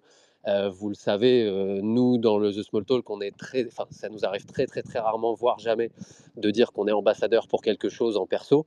Autant il peut y avoir des moments avec des marques dans le space et tout, mais autant là ça a été un choix très personnel moi, parce que pour simplement vous faire un tout petit background check, je travaille du coup chez Infinity, qui est une boîte marketing qui s'occupe du projet Michelin, tout simplement dans le Web3. Pour bosser avec eux au quotidien, c'est des personnes en qui moi j'ai vachement confiance, ce qui n'empêche à personne de faire ses recherches, hein, même s'il s'agit de Michelin. Bien sûr, j'invite tout le monde à faire ses recherches de votre côté, mais je vois comment les choses se passent, je vois la volonté aussi de la team Michelin d'avancer, d'essayer d'innover, d'essayer de faire au mieux, alors que c'est pas forcément toujours ce qu'il y a de plus évident quand il s'agit d'une très très très grosse boîte. Il y a des process de fou furieux, et malgré tout, il y a plein de marques qui sont venues dans le Web3, et je pense qu'on peut dire de façon safe que 99% ont disparu, et qu'il y en a une, en tout cas moi, que je vois au quotidien qui est restée, et c'est vrai, c'est Michelin. Donc ouais, le but ici, c'était de permettre aux personnes de se rendre compte de ce que c'est que de faire partie du Michelin Explorer Club, de voir à quel point ça peut être ouvert, de voir à quel point il peut y avoir des utilités vraiment banger, et aussi de donner la chance à quelqu'un qui nous écoute, justement, de pouvoir participer à ça gratuitement, mais tout en sachant ce que ça représente avant de recevoir ce NFT, quoi. Donc voilà, donc je ne sais pas, éventuellement, Julie, FOMO, ce que vous voulez dire. Moi, ce que je peux partager de mon expérience simplement en tant que du coup holder et ambassadeur, c'est surtout que mon tout premier restaurant étoilé, je l'ai fait en étant ambassadeur Michelin, en étant holder Michelin, en partant à Singapour. Et c'était donc il y a quelques semaines, là, quand on était à Singapour, je suis arrivé. Vous savez tout ce que j'ai vécu avec mon avion décalé, etc. Vous l'avez vécu en space avec moi. Le fait est que dès que je suis arrivé direct dans un dîner Michelin, dans une salle, dans un restaurant étoilé. Et c'était vraiment fou comme expérience. Et en plus, on l'a vécu avec le head of marketing de chez OpenSea, de chez Relay, parmi les plus grosses boîtes de l'écosystème. Et c'est des personnes, quand tu es holder Michelin et que tu es dans la ville où ils organisent un événement, c'est des personnes que tu peux rencontrer. Tu vas manger dans un étoilé gratuitement. Tu rencontres ces gens-là, tu te crées un réseau. Et je pense que ça, pour le coup, beaucoup de personnes qui ont envie de rester dans le Web3, de travailler dans le Web3 et tout, pour ces gens-là, ça n'a pas de prix. Donc ça, moi, c'est ma première expérience. Mais évidemment, il y a beaucoup, beaucoup, beaucoup de choses autour de ça. Et c'est pour ça qu'on a voulu recevoir Michelin aujourd'hui et pouvoir discuter un petit peu de tout ça. Donc peut-être commencer par le commencement. Julie, FOMO, si vous voulez juste vous présenter. Et puis, comment est-ce que ça a commencé, et fast forward du où est-ce qu'on en est aujourd'hui, quoi. Ouais, bien sûr. Merci beaucoup, Frenchie, et ravie de savoir que tu as eu, cette opportunité de faire ton premier restaurant étoilé, grâce à notre communauté. C'est toujours une petite fierté, de réussir à faire vivre ces expériences, exceptionnelles à nos holders, donc ravie que tu partages tout ça, avec les personnes qui sont connectées aujourd'hui. Donc bonjour à tous, GM comme, vous dites. Donc de mon côté, Julie, je fais partie de l'équipe Michelin. Au quotidien, je suis, social media manager pour le groupe, et dans mes missions, il y a ce fabuleux sujet du Michelin Explorer Club. Donc FOMO pourra compléter, la partie, vraiment émergence du projet, car je l'ai rejoint en cours de route, et pour vous faire une petite anecdote, je me suis vraiment, retrouvée, plongée dans cette expérience, et dans cet univers par hasard, et je le regrette pas du tout, j'adore ce que je fais, au quotidien. Et donc la petite anecdote, en fait, c'est de mon côté, un collègue qui, travaillait donc sur ce projet, ne pouvait pas se déplacer, lors du NFT Paris, et il s'avère que, le Michelin Explorer Club était partenaire du, gala de World of Women, et dans le cadre de ce partenariat, en fait, nous remettions un award à une de ces créatrices, et comme mon collègue ne pouvait pas se déplacer, je me suis retrouvée, à, le remplacer, en fait, lors de cette cérémonie. Et je me suis retrouvée à rencontrer, l'équipe d'Infinity. Donc j'ai rencontré, Tac, j'ai rencontré FOMO Boys, j'ai rencontré Sacha, et ils m'ont, petit à petit, immergée dans cet univers. Et j'ai pris beaucoup de plaisir à apprendre, à découvrir, ce qu'était le Web3, ce qu'était un non-fungible token, et aussi, de rencontrer de fabuleuses personnes. Et ensuite, comme dans la vie de toute, grosse boîte, les personnes évoluent et changent de job. Donc l'opportunité s'est présentée de reprendre le sujet. Et c'est là où, après avoir vécu cette expérience à NFT Paris, je me suis dit, «Ben, je veux faire partie de l'histoire, je souhaite travailler sur ce projet». Et c'est donc comme ça que je me suis retrouvée personnellement, sur le Michelin Explorer Club. Donc ça fait maintenant, un peu plus d'1 an, q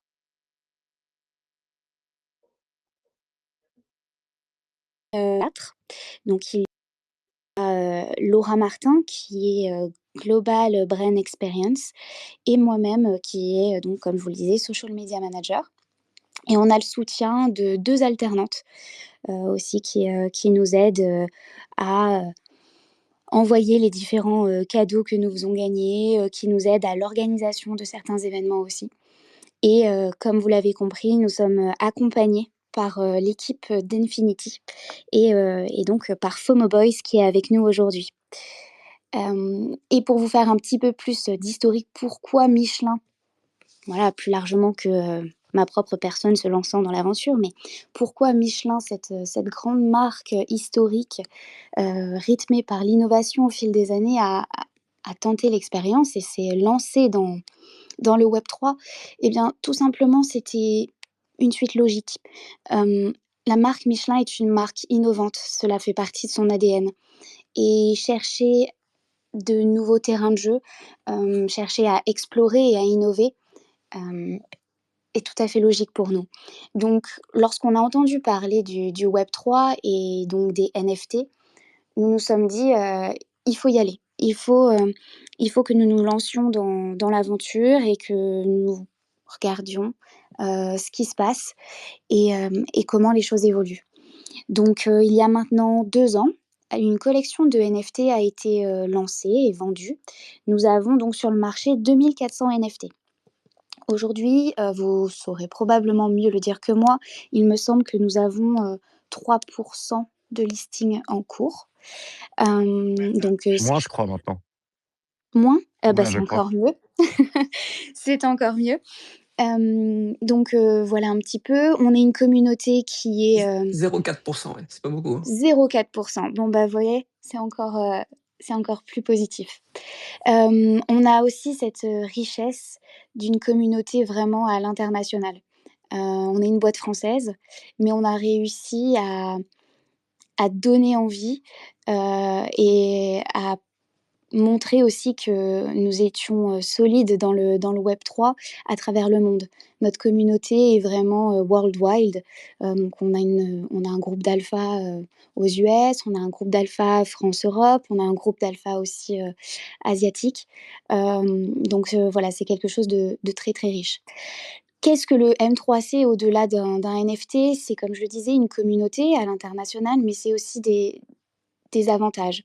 C'est-à-dire qu'en possédant un NFT, vous pouvez participer à des raffles mensuelles.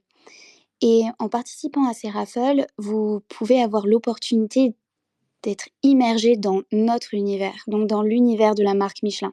Peut-être que vous ne le savez pas, mais nous avons une multitude d'activités telles que le guide, telles que le motosport, telles que le pneu, bien entendu, mais aussi les composites maintenant. Mais nous avons vraiment cette diversité d'activités qui nous permet de proposer à nos holders une multitude d'expériences que vous ne pourriez pas forcément vivre si vous ne faisiez pas partie de cette communauté.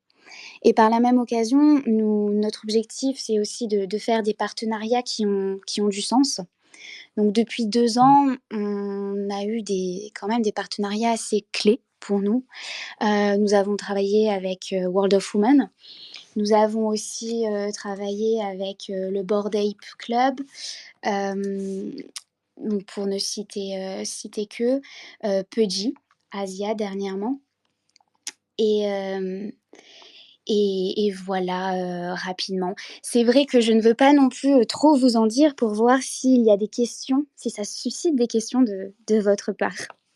Ouais, ouais, c'est très drôle parce que notre commu, elle est tellement habituée à un PMU que c'est très intéressant, tu vois, de voir un petit peu aussi les façons différentes de gérer les choses. Je sais que FOMO est un petit peu plus, il connaît un petit peu plus ce qu'on fait nous au quotidien dans le small talk et tout, mais c'est très très cool justement de pouvoir avoir aussi cette vision parce que je pense que les gens comprennent pas non plus à 100% ce que c'est que de travailler au sein d'une boîte.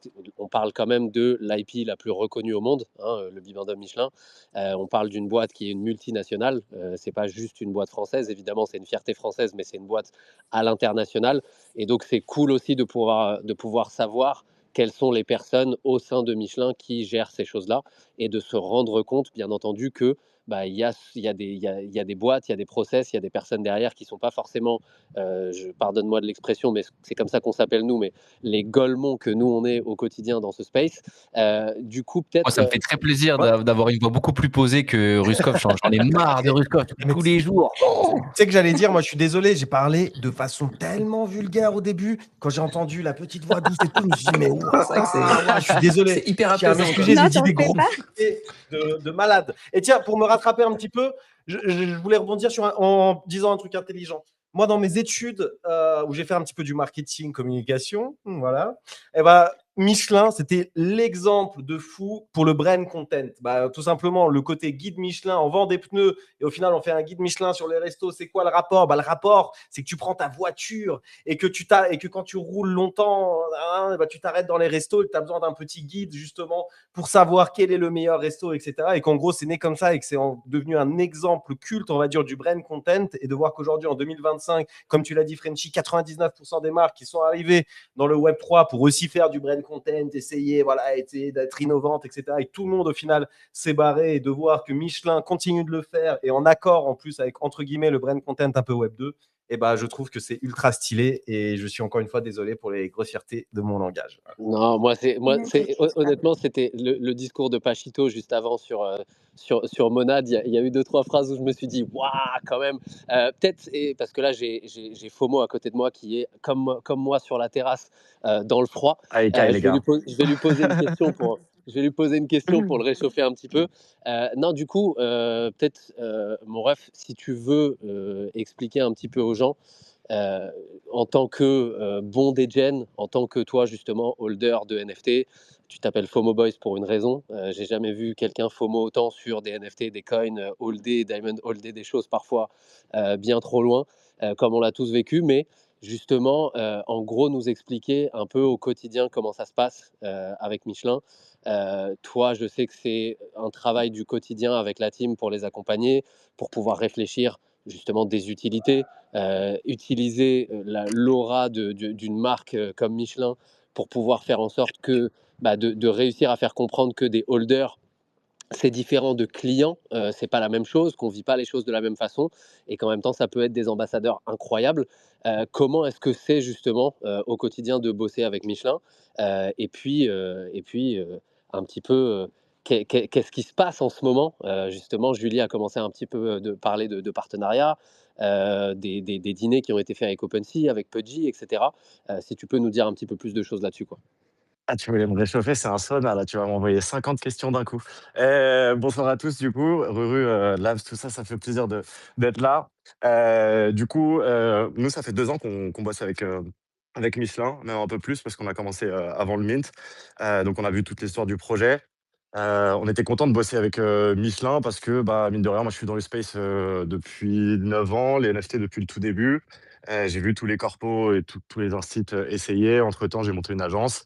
Et avoir la chance de bosser avec un corpo, parce que généralement, ils travaillent avec d'autres entités Web 2, d'autres cabinets de conseil spécialisés Web 2, mais au final, qui comprennent pas vraiment le Web 3, mais qui le font quand même, parce que bah, à l'époque, c'était un peu trendy. Ça faisait plaisir de voir un corpo aller vers une agence plus petite, à taille humaine, mais qui vient du space, qui est native et qui connaît la culture. Du coup, on s'est dit qu'il y avait vraiment un truc à faire. Je pense que là où c'est intéressant pour les holders et pour les gens comme nous, qui mintons et qui gardons nos NFT et qui on les rend trip tout le temps, et cetera, comme moi j'ai pu faire où j'ai un cimetière de NFT, c'est que Michelin, c'est une boîte centenaire, ça fait 135 ans, je crois, qu'ils sont là. dans le Web3 maintenant 2 ans. Je pense qu'ils sont là pour rester. Ils sont là pour les bonnes raisons aussi. Ça veut dire que la plupart des corpos sont venus parce que c'était la nouvelle méta, c'était un peu fashion et ils se disaient que bah, ils pouvaient générer un peu de revenus, faire quelques millions et après on verra ce que devient le projet et au final la plupart sont arrêtés. Michelin, ça n'a jamais été l'approche de générer du revenu. Eux, leur but, et c'est ça qui est intéressant aussi pour nous de construire avec eux, leur but c'est vraiment de créer une communauté, d'avoir une image de marque innovante, d'avoir un contact direct avec ses clients parce qu'en général ils n'en ont pas. Tu achètes des pneus Michelin à un revendeur de pneus et tu vas à un restaurant étoilé, mais c'est pas détenu par Michelin, ils ont juste donné l'étoile. Donc je pense que eux sont là pour les bonnes raisons, avec la bonne vision, avec la bonne équipe. Et du coup, on arrive à délivrer des choses incroyables. On a fait énormément de partenariats. Tu as la puissance de Michelin, donc tu peux faire des partenariats avec du Bored Ape, du Yuga, du Pudgy Penguins, du OpenSea. Enfin, c'est archi facile, entre guillemets. Donc, ça nous permet de faire beaucoup de choses.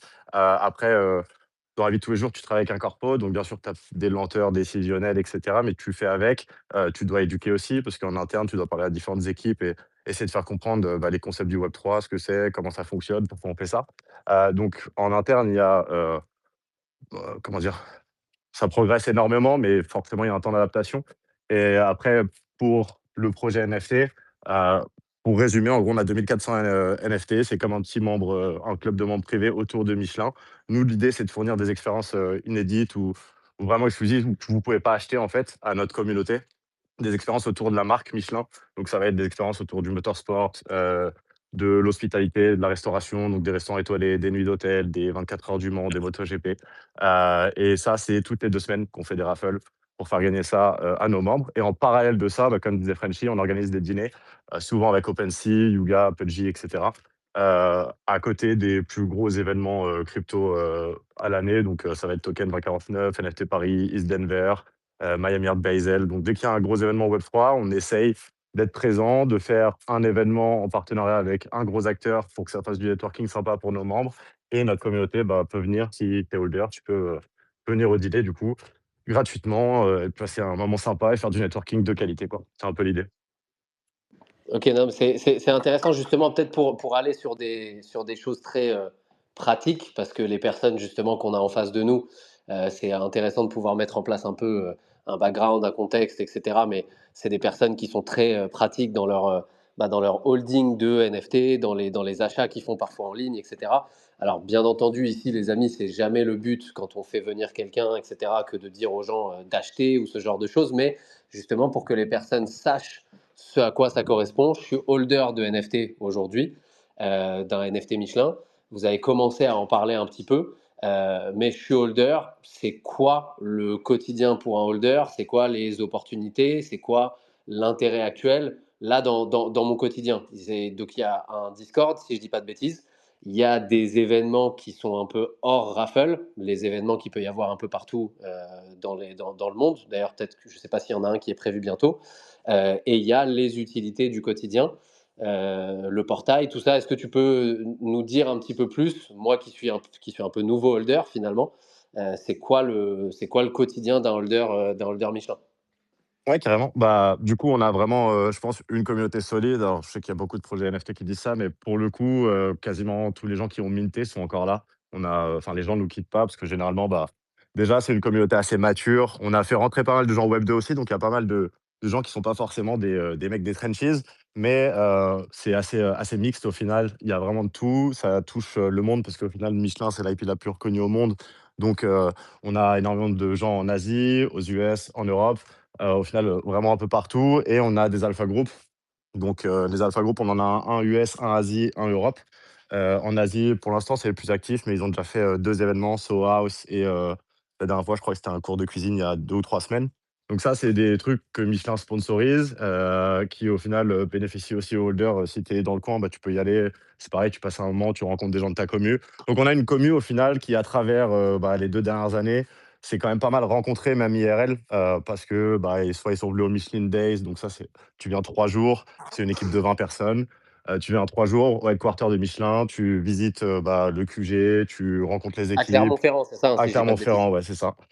Tu fais des expériences autour de Michelin, bon, il y a vraiment des trucs de fou, qui se passent. Donc au final, pas mal de gens se sont rencontrés. Donc déjà, c'est, super chaleureux, c'est un bon endroit. Après, tu as les giveaways, comme tu disais, toutes les 2 semaines.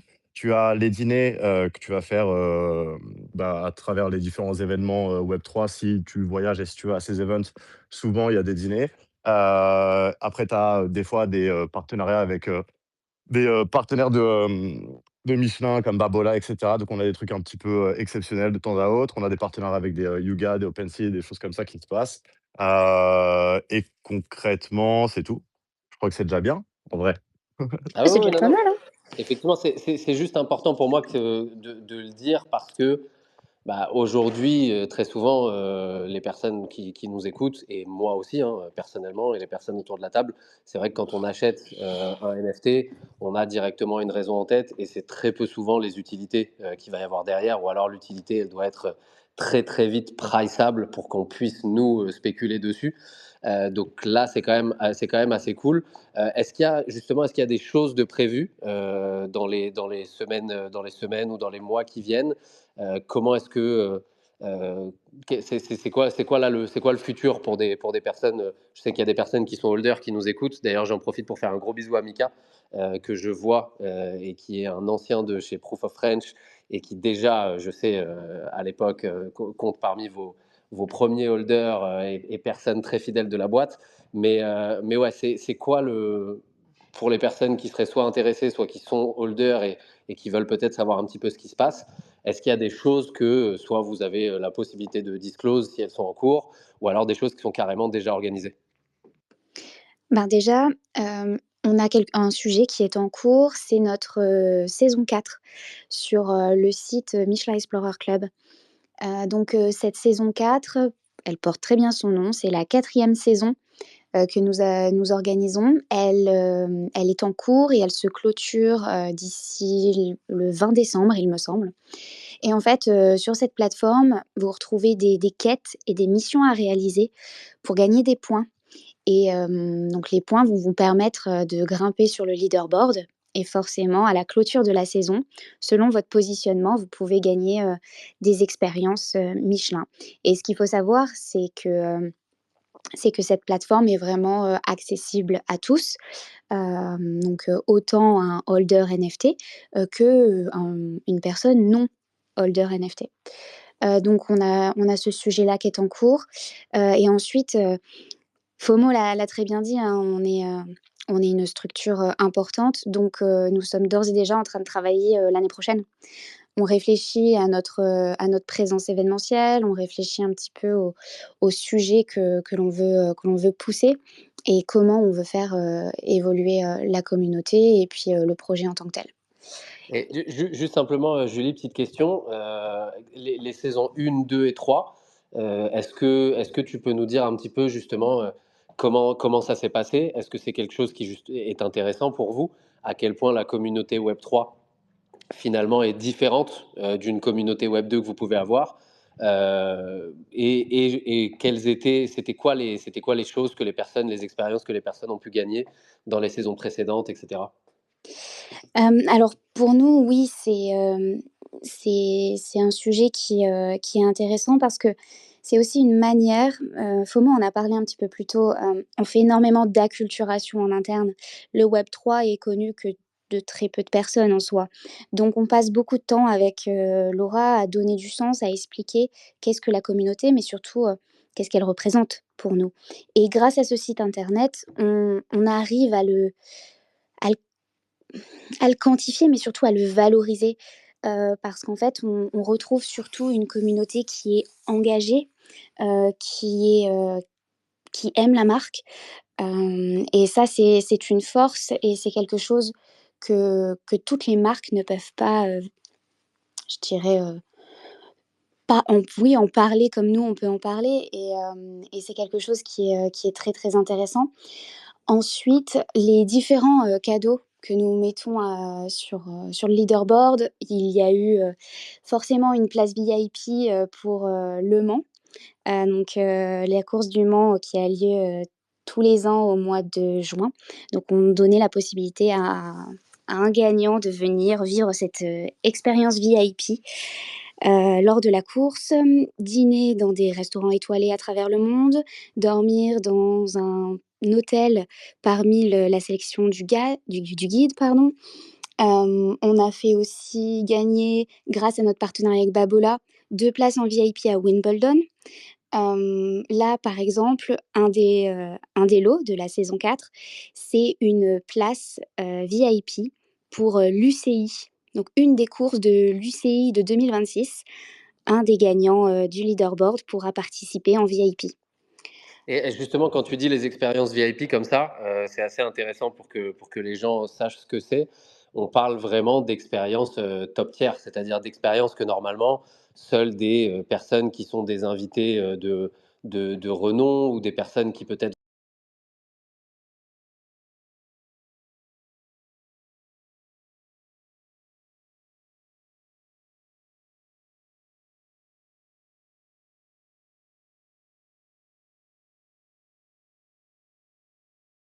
Celle-ci, on ne peut pas l'acheter.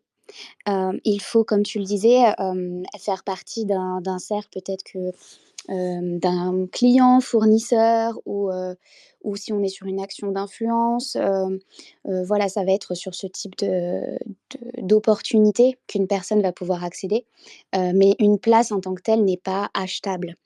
Donc c'est aussi la volonté de proposer à nos holders, quelque chose d'inoubliable et qui ne serait pas accessible en temps normal. Et je pense que, Mika, qui est connecté, pourrait partager son expérience car il a eu la chance de la vivre au Mans, et ouais, les au 24 heures Mans. du Mans, il nous a partagé justement son tweet que je viens d'épingler pour les gens que ça intéresse. Et je sais, parce que, enfin, pour en avoir parlé avec lui, pour en avoir parlé avec la team, que c'est vraiment des expériences de fou furieux. Du coup, Ruru, tu as compris, vu que le marché va à zéro, maintenant, il faut aller prendre un max de points sur le portail si tu veux pouvoir offrir des expériences d'exception à madame, à partir de maintenant. Tu as compris Ah, que c'est ça le cheat code. Vas-y, ça, c'est Ruru, quand worse de même. fou. Abuse pas. Chauffe-toi. Ah non, non, mais ça, c'est worse de fou, les gars. Je vous cache pas. J'avais offert un resto 3 étoiles dans la ville où je suis à madame. Je pense que j'aurais mieux fait d'acheter des NFT et de tenter ma chance pour gagner ça. Ça aurait été bien plus rentable, là. Donc, je vais peut-être étudier ça à l'avenir. Surtout que le NFT, tu l'achètes une fois et tu peux participer à toutes les saisons. Le resto, il faut le payer à chaque fois, messieurs. Donc, en vrai, rien que ça, le risk-reward, il est bon. Tu as bien raison. Non, non, mais les gars, en plus, il y a NFT Paris qui arrive, hein. N'oubliez pas. Donc, Moi, j'ai une question, il y a un point facile à FOMO, faire. Ouais, dis-moi le bro. où j'ai oublié ton nom, Julie. c'est C'est Julie. Julie, Lamsito. Ouais. Bah déjà, je trouve que c'est hyper stylé ce que vous avez fait. Bon, moi, je suis l'aventure depuis un petit moment parce que bah, FOMO, il me l'a pitché 1 million de fois depuis qu'il vous suit. Je sais pas combien, ça fait 2 ans qu'il est avec vous. Il m'en a parlé. Donc, j'ai suivi un peu l'aventure. J'ai vu comment vous êtes développé et tout. Donc, déjà, félicitations pour ça. Et avant de poser ma question aussi, je voulais dire que c'est vraiment, moi, ce que je trouve l'exemple parfait de ce qu'une brand devrait faire dans le Web3, parce qu'on en a vu plein qui sont arrivés, qui ont voulu, entre guillemets, prendre l'ADN Web3, faire des PFP, etc., jouer sur la spéculation et qui se sont cassés la gueule. Michelin, vous êtes là, bah, franchement, moi, quand je vous ai vu arriver dès le début, je me suis dit, bah, encore une brand qui essaye de s'implanter et qui va chier dans la colle. Au final, 2 ans après, je vous ai à Singapour, vous faisiez des events avec les Pudgy, avec OpenSea, des trucs où, entre guillemets, c'est dur d'y accéder. Et il y avait bah, Michelin qui était associé à ces grandes brands du Web3. Donc, félicitations pour ça. J'avais une question, moi, c'est sûr. Moi, je ne vais pas reparler de tout le membership premium, etc. et l'utilité des NFT, vous en avez très bien parlé. Mais c'est sûr, en gros, ça vous sert à quoi? Sachant qu'entre guillemets, bah, le mint est passé, vous ne gagnez pas vraiment d'oseille avec bah, les royalties, j'imagine. Enfin, c'est pas ça qui paye toutes les Ah, même, expériences et même tout. le Mint, il n'avait pas couvert ce qu'ils avaient investi à la base. Donc, c'était Ouais, vraiment voilà. pas de Donc en générer de gros, l'argent, en fait, ouais. les Donc KPI chez eux. c'est C'est quoi justement, l'intérêt chez vous, chez Michelin, et la communauté Web3, entre guillemets, elle vous sert à quoi? et c'est à cause de ça que plein de marques arrivent dans le Web3 parce qu'ils voient des grandes sommes, des centaines de millions générés via des mines, des machins. Il y en a plein qui sont arrivés pour ça et qui sont repartis la queue entre les jambes parce qu'ils se sont dit on va profiter de cette oseille qu'il y a sur le Web3 pour extract et pour essayer de faire un maximum de thunes. Et au final, ça n'a pas marché. Et du coup, bah, voilà, ça a fait mauvais ménage. Vous, en fait, vous n'êtes pas arrivé avec cette mentalité. Donc, je suis aussi curieux de la question de l'AMCITO. Et c'est peut-être pour ça que vous êtes toujours là aujourd'hui, d'ailleurs, justement. Ben, 100%. notre ADN, notre ADN, j'apporterai avec, 2 branches de réponse. La première, c'est notre ADN, l'innovation. Le web 3, les NFT, c'est quelque chose qui n'est pas répandu aujourd'hui et pour nous, être dans cet univers, découvrir la technologie parce que d'une certaine manière aussi, ça nous permet de rencontrer, des nouvelles startups, des voilà, des opportunités potentielles, de business, ou d'outils à mettre en place. Donc il y a cet aspect-là, mais le plus important aussi, c'est d'être au contact de notre communauté. Aujourd'hui, la marque Michelin n'est pas en contact direct avec ses consommateurs. Donc, c'était aussi une manière voilà, de créer ce lien direct, d'interagir au quotidien. Notre Discord, il est, live, H24, 7 jours sur 7, où, cette communauté va parler de tout et de rien, va parler de la marque, va parler de nos actualités, mais autant nos actualités Web 3 que hors Web 3. Et donc pour nous, c'est hyper intéressant de pouvoir être au contact au quotidien. Et d'ailleurs, Julie, c'est marrant ce que tu dis parce que quand on dit ce genre de choses, on peut avoir l'impression que c'est une très belle façon de communiquer aussi. Mais, et c'était très marrant parce que c'est peut-être la personne avec laquelle je me le suis le mieux entendu quand je suis arrivé au dîner, justement, pendant qu'on était à Singapour. En fait, carrément, quand on était au dîner autour de de la table à Singapour, tu me diras, FOMO, si je me trompe, je crois que c'était une personne qui travaille au légal chez Michelin à Singapour, donc full Web 2, qui n'avait aucune idée de ce que c'était Michelin Explorer Club dans le détail, etc. Mais qui, comme il y avait un événement Web 3 sur place dans sa ville et que ce mec-là travaillait à Singapour, bah, qui a dit, bah, écoutez, ouais, moi, si ça vous va, je vais y aller, je vais aller au dîner. Et finalement, il a tellement kiffé le dîner que le lendemain, il a passé un peu la journée avec nous, on s'est baladé avec le Bibendum pour prendre des vidéos, des choses comme ça. Il a passé une partie de la journée avec nous. Et il a fini la journée en nous disant, mais en vrai, je crois que je vais me chauffer pour acheter un NFT. Je savais même pas qu'il y avait toutes ces possibilités-là. Singapour, c'est une grande ville du Web 3, donc ça veut dire que bah, il y aura peut-être des nouvelles opportunités de ce genre. Donc quand tu dis carrément que ça permet à la boîte d'aller au contact de sa communauté, on l'a même vécu en mode au plus, comment dire, au plus précis de ce que cette phrase elle signifie réellement.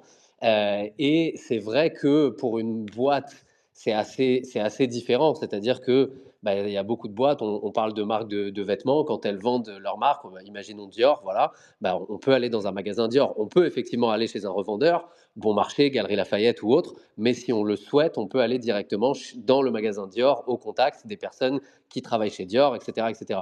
Pour Michelin, et c'est un peu ce que FOMO expliquait au début du Space, bah, si tu veux changer de pneus, tu vas chez un garagiste, tu vas pas chez Michelin. Pareil pour le resto, c'est le restaurant d'un chef étoilé qui a été donc agréé, étoilé, etc. par Michelin, mais c'est pas le restaurant de Michelin. Du coup, effectivement, c'est assez intéressant parce que peut-être que vous êtes aussi. Est-ce que c'est pas ça qui fait aussi que vous êtes resté, que vous êtes différent des autres marques? C'est peut-être le fait que vous, ça a vraiment amené, comment dire, vous, c'est vraiment venu combler un besoin de votre côté que peut-être les autres marques n'avaient pas, ou alors le fait qu'elle ne l'avait pas en direct, peut-être qu'elle ne se rendait pas compte de l'opportunité que c'était de pouvoir avoir une vraie communauté et de pouvoir vraiment échanger avec sa communauté. Et elles sont juste venues un petit peu en terrain inconnu, un peu en touriste. Hein. Le but, c'est pas forcément de dire qu'elles étaient là uniquement pour faire de l'argent sur le dos des gens, mais peut-être que vous, cette spécificité vous a permis de vous rendre compte de la chance que ça pouvait être d'avoir des personnes comme nous, même si nous, au quotidien, on se considère un peu comme des golemons, mais tu as compris l'idée. Hein. Tu penses que ça a joué dans la longévité du projet au final? Pour moi, oui. Il y a forcément, une partie. Après, il y a aussi, comment dire? On n'est pas notre objectif premier en étant sur le Web 3 et avec cette collection de NFT, notre objectif premier n'est pas de générer des revenus ou on n'est pas venu là pour cet axe-là en 1er. C'était aussi, travailler notre visibilité et continuer à faire connaître, notre marque parce qu'en fait, aujourd'hui, on a la chance, on est français là tout de suite, mais la marque Michelin, a besoin aussi d'être visible au quotidien et de manière différente. Donc c'était aussi une manière pour nous d'être différenciantes. Et du coup, peut-être, Ah, Mo, c'est ouais, une bonne, je- c'est une bonne puisque toi, tu es vraiment côté marketing. Elle parle ouais. de la visibilité de la boîte. Non, Vous mais l'avez vu là avec Pudgy et tout, donc tu voulais peut-être rajouter un truc là-dessus. bon, en fait, j'allais dire que tu as raison, 100 que ça joue, en fait, que la commune soit plus active, plus engagée, et cetera. Ça a joué dans la longévité du projet parce qu'au final, nous, on a analysé dès le départ, un peu toutes les métriques qu'on avait, que ce soit sur la communication, les membres de la commune, et cetera. Et à la fin, on a fait un rapport forcément, plus une présentation pour la stratégie de l'année d'après.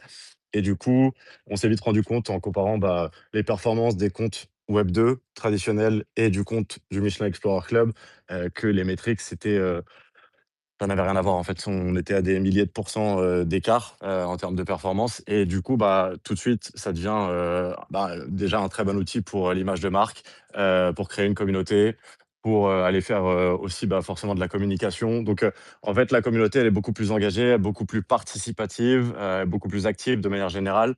Et puis, entre guillemets, dans le Web3, quand tu kiffes un projet, tu le kiffes et tu supportes. Donc, on a vu que ça avait même des retombées sur les pages Web2. C'est-à-dire que maintenant, tu regardes les pages Web2 Twitter, le Michelin, officiel, bah, tu as dans les commentaires la plupart des PFP, NFT, et cetera. Donc, au final, c'est, je pense, le bon chemin pour les marques maintenant, c'est plutôt d'utiliser ou pas d'utiliser, mais en tout cas de rentrer dans le Web3 pour ça, c'est-à-dire pour créer des communautés, pour gagner en visibilité, pour être une marque innovante, pour avoir une communauté active et engagée avec laquelle tu as un contact, et cetera, plutôt que de venir pour, générer du revenu. Et du coup, vu que Michelin est venu de la bonne approche, je pense que c'est pour ça que le projet il est encore là et que, bah, il sera encore là, je pense pendant, des années encore. Bah, en tout cas, c'est sûr et certain que c'est ce qu'on souhaite. Enfin, c'était forcément il y avait une volonté de mon côté pour que les personnes puissent comprendre, en fait. C'est pas toujours évident, tu vois? Quand tu dis que tu es ambassadeur d'un projet ou autre dans le Web3, très souvent, ça a une connotation, assez négative et en France aussi et à juste titre, hein, parce que parfois Un flux ça a voleur. ouais, voilà, exactement, mais pas enfin, très souvent, ça a été justifié finalement, et c'était cool pour moi justement en voyant, bah, déjà cette volonté aussi de Michelin, de pouvoir aller parler aux communautés. Ça montre que c'est un projet qui a encore envie de faire ce genre de choses dans un monde où c'est plus c'est plus tellement le cas, que ce soit pour les NFT ou que ce soit pour les marques dans la globalité. Je ne sais pas s'il y a quelque chose, que peut-être, vous aviez envie d'ajouter, FOMO, Julie, des choses que j'aurais oublié de dire, au-delà du fait, bien entendu, que je sais que vous travaillez au quotidien, pour en être un petit peu témoin de loin, parce que moi, je ne gère pas le projet personnellement, au sein de la boîte, même si de temps en temps, j'essaye parfois, quand il y a des petites idées ou autres, d'amener un petit grain de sel, quand quand je peux être pertinent pour le faire. Mais je sais que ça avance, je sais qu'il y a plein de choses qui vont arriver dans le futur. Est-ce qu'il y a quelque chose que j'aurais voilà, omis, dont vous aimeriez parler avant qu'on clôture? Je vais laisser, Julie finir après, mais, moi, dans l'idée, rien. Je pense qu'on a un peu tout dit. Après, il y a NFT Paris qui arrive. Nous, avec l'équipe, on y sera. On essaiera sans doute de faire quelque chose. Donc, n'hésitez pas à nous contacter. Nous, ça nous ferait plaisir de vous rencontrer. Si vous avez des questions sur le Michelin Explorer Club, n'hésitez pas à me demander, à m'envoyer un DM. Ça fait 2 ans que je suis dessus, donc je connais tout par cœur. Et en tout cas, les gars, merci de nous avoir reçus. Ça fait plaisir de parler un peu avec vous. Eh ben, je rejoins totalement, FOMO. C'est un plaisir d'avoir pu passer ce moment-là avec vous, faire connaître le projet, et puis bien sûr, voir à quel point, on a une communauté, engagée, c'est toujours, un énorme plus. Donc, au plaisir de vous croiser à un prochain événement. Eh ben, avec grand plaisir. Et puis, je tiens à rappeler les amis, je l'ai remis évidemment là-haut pour les personnes qui nous auraient rejoints entre-temps. Non, je ne l'ai pas remis là-haut, j'ai juste partagé le space comme un Golemont, évidemment. J'ai remis, donc il y a un giveaway qui est en cours pour les personnes qui voudraient, maintenant que vous avez un petit peu compris ce que c'est que le Michelin Explorer Club, les utilités qu'il peut y avoir derrière, les opportunités aussi. Parce que j'insiste très souvent des personnes, parce que je suis un peu celui qui met en avant que je travaille dans le Web3 au quotidien, il y a pas mal de personnes qui me demandent comment est-ce qu'on fait pour trouver un job, pour s'insérer dans cet écosystème, pour essayer peut-être de pouvoir aller trouver des bons contacts, etc. Bah, vous avez compris que les dîners qui sont organisés un petit peu partout, et là il y a NFT Paris qui arrive bientôt, donc espérons qu'il y ait quelque chose qui puisse se passer à ce moment-là. Mais voilà, vous voyez un petit peu toutes les opportunités qu'il peut y avoir derrière. Comme d'habitude, et je le dis, il n'y aura jamais, jamais, jamais, jamais de conseil en investissement quand on fait ce genre de choses. C'est pas parce qu'on est content de pouvoir présenter un projet que ça vous dispense de faire vos recherches, puisque ce sont des choses évidemment qui peuvent coûter à certaines personnes financièrement. Donc faites vos recherches. Il y a aussi des moyens, comme vous l'avez vu avec la plateforme, de le faire sans être holder et de pouvoir tout de même essayer d'aller choper des expériences qui sont qui sont assez cool et assez exclusives. Et puis ouais, moi de mon côté, c'est un petit peu tout. Je suis très, très, très content de pouvoir être ambassadeur d'une marque que mes parents connaissent pour une fois. Donc, j'ai pu leur dire que je suis ambassadeur pour Michelin. Et là, enfin, ça rend les personnes un petit peu plus fières que quand je leur dis que j'ai acheté un pack de collectibles digitaux FWOG, bien entendu.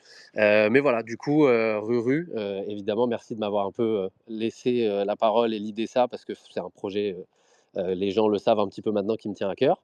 Et puis un grand, grand, grand merci Julie et FOMO d'être passé et d'avoir prêché un petit peu ça et aussi de nous changer un petit peu de nos voix et de nos façons de parler.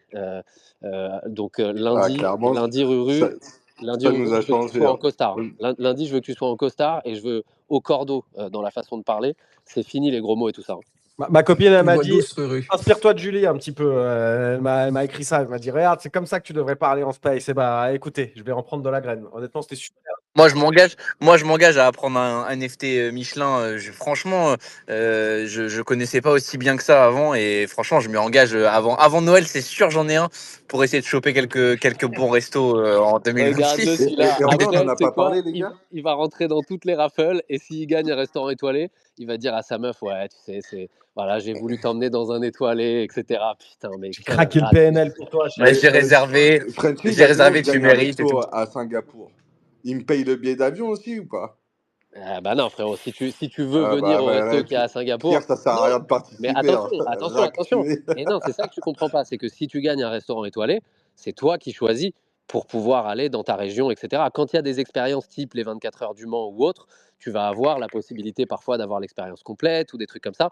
En revanche, quand c'est des trucs qui sont beaucoup plus précis, eh ben, si tu gagnes un étoilé, bah, tu vas pouvoir leur dire, OK, c'est dans cet étoilé que je veux aller, pour justement que toi, tu puisses avoir accès à l'expérience.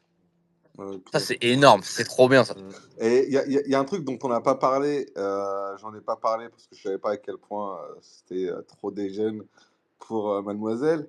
Mais en vrai, il y a un move à jouer, hein, parce que le floor, il augmente pas mal depuis quelques mois. Il n'y a pas beaucoup d'NFT listés. Il y a peut-être un flip, hein, s'il continue bien le marketing. Et là, j'ai vu, en fait, depuis 5-6 mois, ça fait pas mal de collabs avec des gros projets, etc., que le floor, il peut augmenter très, très vite, hein, vu le nombre de NFT qui sont listés. Donc, en gros, Ouais, tu ça, peux prendre après, ton petit après truc, tu me connais, profiter de 2-3 expériences et revendre en bénéfice. moi, c'est des trucs dont j'aime pas parler, et c'est des trucs sur lesquels j'essaie de faire attention, surtout comme je suis Ouais, c'est pour ambassadeur. ça que je ne l'ai pas dit quand ils étaient Je peux- là. Non, non, mais t'as raison de le dire, mais c'est juste que c'est pas des choses qui sortiront de ma bouche parce que vous me connaissez, que ce soit sur les disclaimers, sur la sueur, sur le fait de faire dépenser de l'argent aux gens. Mais effectivement, en faisant des calculs très simples, tu peux te rendre compte que si tu es un mec qui bouge dans le Web3 et que du coup, à chaque fois que tu bouges dans une ville, il y a un dîner pour les holders, et que tu sais combien c'est un dîner dans un étoilé, si tu sais qu'en plus, dans ta vie, tu as peut-être gagné 1, 2, 3, 4 raffles le temps que ça durera, et espérons, ils ont l'air de vouloir rester vraiment pour le long terme. Ils ont quand même vécu un bear market et ils ont l'air d'être prêts pour en vivre un deuxième là. Donc voilà, effectivement, il y a quelque chose maintenant. Il faut que ce soit intéressant, il faut que les personnes fassent ces recherches-là, ces calculs par eux-mêmes. Mais c'est vrai que ça, dans la tête de beaucoup, beaucoup de monde, et notamment de holders, hein. Si vous regardez un petit peu sur OpenSea, vous allez voir que tu as pas mal de holders, notamment celui qui les représente beaucoup en Asie. C'est un mec qui continue d'en acheter, d'en acheter, d'en acheter. J'ai jamais vu un mec pareil. Bah, tu as plein de personnes qui, en vivant l'expérience, en continuant d'aller partout dans le monde, d'aller dans les dîners, d'aller dans tout ça, et en gagnant des raffles, qui continuent de se dire que en gros c'est pas possible un prix pareil, tu vois. Donc c'est effectivement cool à mettre en avant. Moi, c'est pas quelque chose que j'ai envie de mettre en avant en tant qu'ambassadeur, parce que j'aimerais que les gens s'en rendent compte un peu par eux-mêmes. Mais je vais pas te contredire là-dessus. Quand tu vois les expériences et quand tu vois ce que c'est, si t'as la liquidité pour te dire, bah ça, je peux le mettre de côté le temps d'aller vivre certaines expériences, c'est effectivement assez intéressant, quoi. Ma copine qui m'écrit en live, achète-moi un NFT. La dernière fois qu'elle m'a dit ça, j'avais mis 1 ou 2 Z dans les NFT avec Vitalik et Ashton Kutcher. Là. Je sais plus comment ça s'appelait avec les chats. Là. C'est la dernière fois Oh qu'elle m'a là dit. là! Euh, Waouh, waouh, waouh, ouais, waouh, c'est waouh! la Tu me dernière fois rappelles qu'elle m'a un dit truc de fou. attends, Ashton Kutcher et Miley Cyrus. Non, mais attends, je sais plus comment elle s'appelait. Et J'ai là, plus elle- le nom de la collection, mais je les vois exactement. Tu m'as ramené dans un moment. je l'ai C'est un. toujours le mien. Waouh, Tu je sais sais où c'est. qu'il y a des procès pour je sais pas quoi autour de cette collection. Mais bref, là, elle a entendu resto étoilé. Elle a fait ding, ding, ding, ding, ding. Là, elle veut. Là, elle aime. Bah, écoute, chérie, compte comme si c'était fait. Franchement, c'est gagnant-gagnant. Tu participes au RAF comme ça. Tu m'inviteras, moi, derrière au resto étoilé. Bon, après, j'ai un take. J'ai envie de le garder pour les prochaines minutes lifestyle. Mais tous les restos étoilés que j'ai fait, j'en suis sorti. Soit, de toute façon, j'étais Omega Reds à chaque fois en sortant. Et je me suis dit, c'est pas worse. À chaque fois, je me suis dit, franchement, c'est bon, il n'y a pas de problème. Mais payer des 1000 balles, etc., des machins. Franchement, on Alors en a qu'un déjà bon de max, c'est discuté, 20 balles. Rouskov, mais je pense que tu es vraiment dans le faux. Hein. Ça Bah, vraiment. ouais. Franchement, en vrai, t'en as que c'est des faux étoilés où ils te mettent des 1 ou 2 étoiles alors que Mais frère, c'est moi, je te dis l'expérience ça elle est alors que j'ai éclatée. mangé dans le 3e resto du monde, meilleur resto du monde, du guide, là, 3 années d'affilée. Il est dans la ville où j'habite. Et c'est genre, je suis sur le podium des meilleurs restos au monde. Voilà. Et je te dis ce take en sortant de là. C'est-à-dire que c'est pas un faux étoilé. Et ma copine, quand je lui ai dit ça, elle m'a dit mais t'as vraiment un palais de Doberman. Franchement, ça sert à rien de t'inviter. Ça sert à rien qu'on aille ensemble dans ces restos, etc. Machin, parce que voilà, bref, voilà, les gars. Bah voilà. Donc moi, en gros, moi-même, je trouve que ça sert à rien. Bah ouais, Et moi je mais kiffe. Je kiffe le délire de ouais, il t'apporte tu sais, je sais même plus comment on dit le mot, mais des assemblages qui sont pas courants. Tu sais pas ce que tu vas bouffer. T'as un mec il te fait un petit c'est une pavelin expérience, avant de te quoi. poser. Ouais, en vrai c'est stylé. Pour ça, C'est faut pas le stylé. Puis t'as comparer. plein de services. Moi j'aime bien le délire. Ouais. Bah non, mais en vrai, moi, c'est juste que vraiment, je suis un beauf, quoi. En vrai, ma copine, ça la désespère. Et en fait, voilà, on va juste dire les termes. Moi, je suis un beauf. Comme Et avec voilà. le vin. Voilà, bah ouais. Exactement, exactement. T'as la rêve, elle me fait exactement la même remarque sur le vin. Elle a bien raison, ma copine est ultra distinguée. Et c'est pour ça qu'elle, elle aime les belles choses de la vie. Et du coup, je vais lui acheter un NFT Michelin. Et on ira ensemble. Du coup, j'espère qu'on sera tiré au sort dans toutes les expériences. En tout cas, merci Frenchy d'avoir géré d'une main de maître. Merci encore à FOMO et Julie qui sont passés, qui en ont parlé en long, en large et en travers. Écoutez, les amis, Bitcoin qui rebondit timidement. On n'est plus à 86 000. Au moins, c'est déjà ça. On est au-dessus des 87. On verra comment va se passer ce week-end. Bizarrement, il y a pas mal de trucs dans les tranchées qui tiennent bien. Franchement, il y a pas mal de trucs qui tiennent bien. Quoi. Sur Solana, là, je vois le Pumpkade à 8 millions, le NIT à 10 millions. Là, voilà. Franchement, il y a plein de trucs, les gars, qui tiennent bien. Je vois le GC qui a bien run aussi, qui est au-dessus de 20 millions. Bon, il y a un peu d'espoir pour l'instant. On espère que ça va tenir tout le week-end. Ne regardez pas trop. Généralement, comme ça, quand ça dit, on ne se tape pas trop le moral. On revient lundi en forme pour une nouvelle semaine de Small Talk. Il y aura plein de choses à faire entre, j'allais dire, la fin de pré de Monade, mais ça, non, elle sera déjà passée. En tout cas, avec Megahet, il y aura plein de choses à faire, à voir à partir de la semaine prochaine, dès demain d'ailleurs, quand on va récupérer nos allocations finales et nos stablecoins. On espère que ces stablecoins vont faire pump le marché tout le week-end, qu'on reviendra lundi dans le vert, qu'on passera une semaine dans le vert. Et voilà, les amis. Merci à tous d'avoir participé à cette belle semaine de Small Talk encore. Passez tous un bon week-end. Reposez-vous bien. On se donne rendez-vous lundi 17h30 pour un nouveau Small Talk. Ciao, ciao, les amis. Bisous tout le monde. C'est Rom Coca, moi. Salut les copains.